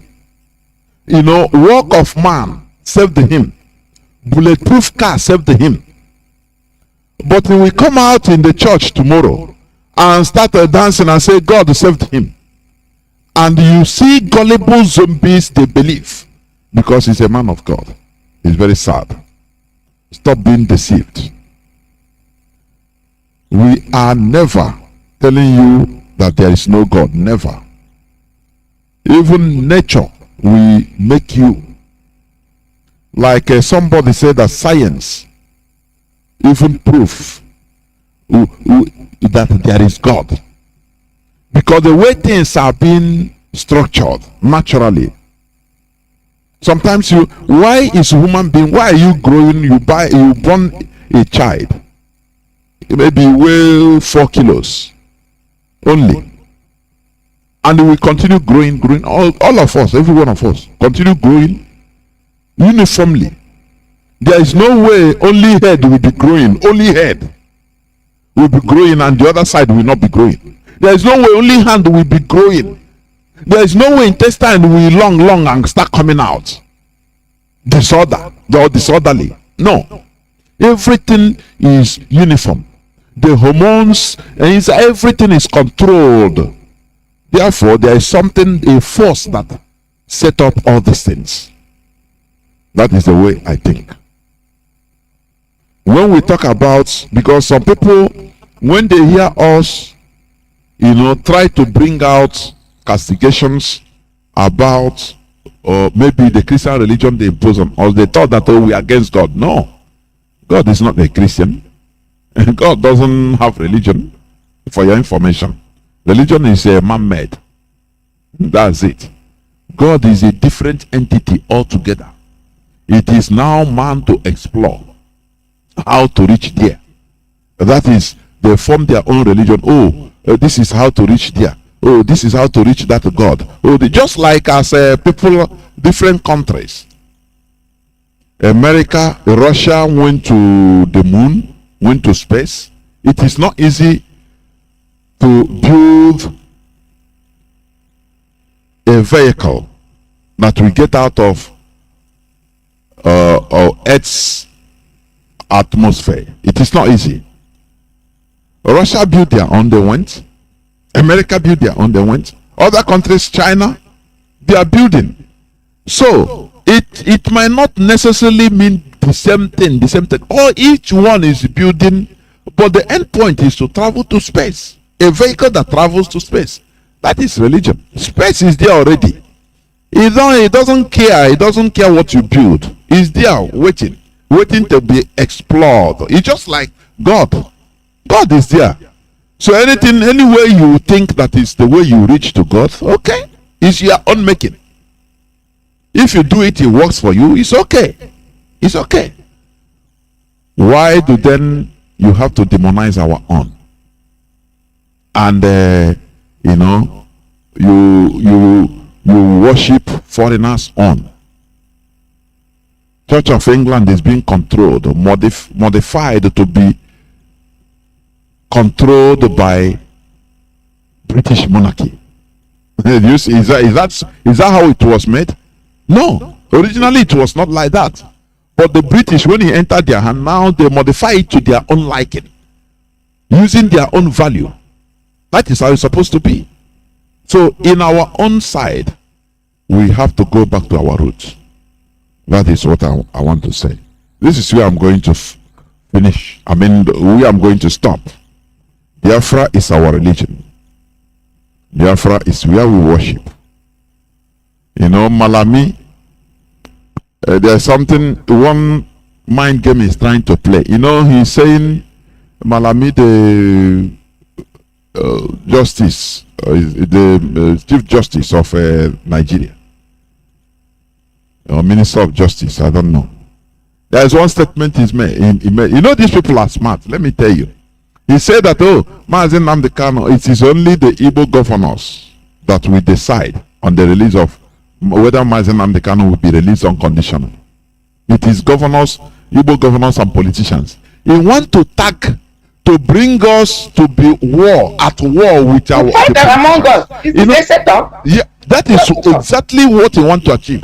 Because they know that they thought that we can destroy ourselves from inside out. Yes. We start fighting. Okay, Igbo governor. We are out there laughing.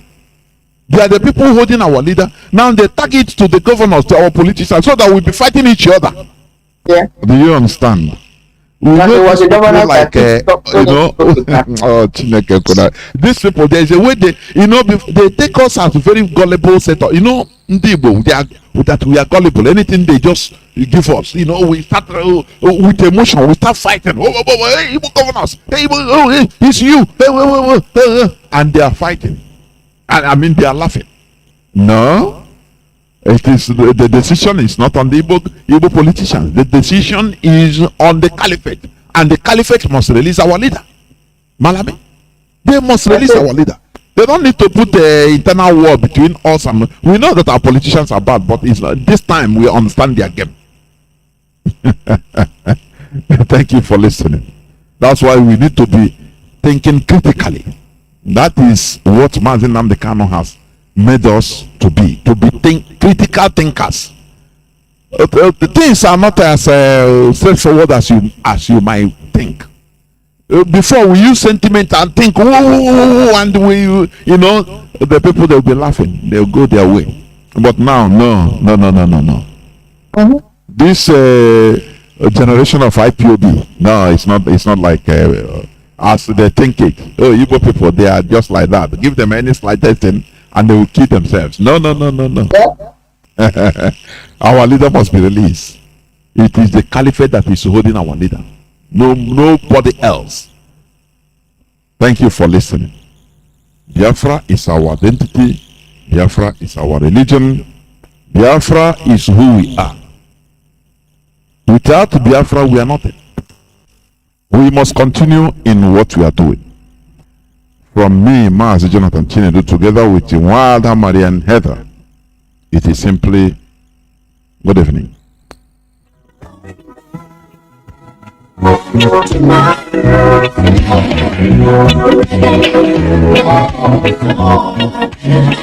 the indigenous people of Biafra, ably led by Saint Mazi Nnamdi Kanu, humbly call on traditional rulers, aka Ndeze, town union, churches, villages, kindreds, Ndiamala, Allah, Patana and Matana homes to hear our voice and hear our cry in this request to please do the needful now before it is too late. We ask all the people involved to try and bury all the corpses we scatter all over Biafra land. For this one, they should say if they bring us spiritual and physical problem, and now they suffer, we know. When you know the root cause of the sickness, the treatment now don't be easy. I beg my people. Now we don't sabi the cause of the sickness. IPOB don't come up with the solution. The research we show say some dead body don't be up to 1 year, 3 years, 5 years, and the death count. Now human being we go bury on a firewood. Everybody with this one concern We Ipob dey beg una, abeg, make una do something because anybody when person start the journey, when he never reach the destination, in heart no go come down. As we never bury our people, our heart never come down. All the obnoxious high burial demands, competitions, effigy from churches, Indiamala, Obona, in-laws, maternal and paternal homes, why they cause this delay and wahala for our people? I beg, make una try do something. Now all these things they cause in the build mortuary, like said in the build joint, church, filling station everywhere for Biafra land. I beg, mortuary, na factory, na children's amusement park. No. A stitch in time saves 9. We dey call therefore say make everybody try for 3 days when your person kaput, make una bury am. After una go do the ceremony, una go do the effigy wey follow am. Churches, traditional rulers and other people that matters, abeg, make una chook mouth and chook eye and help us for this matter. Because the person wey dem dey pursue cow dey call him name, if he no hold the medicine, he go hold the thing wey dey dose the cow. Na we dey call una, and the one una talk, e go stand. Abeg my people, make we comot this danger, comot our people from bondage. If una no do something, we the indigenous people of Biafra under Nnamdi Kanu no go waste time to do the needful so as to remove the yoke and our people from bondage. And soonest we go begin the closure of many mortuaries for Biafra land. The only dead body wey we wan make it go for mortuary, na the only one wey get case wey dem dey treat. And after they don finish the whole thing, settle everything, make dem bury am. Mortuary no be factory, mortuary no be industry, mortuary no be amusement park again, no be recreational center, no be children's park. Remember, person wey sell land bury im dead body don bury 2 corpse. Shey you never know, na we be the owners of the land, and we don tell una the time to cleanse our land na now. Make una do the needful, our land go dey calm and our ancestors go happy wherever dem dey. Na the indigenous people of Biafra under Mazi Nnamdi Kanu dey bring una this message.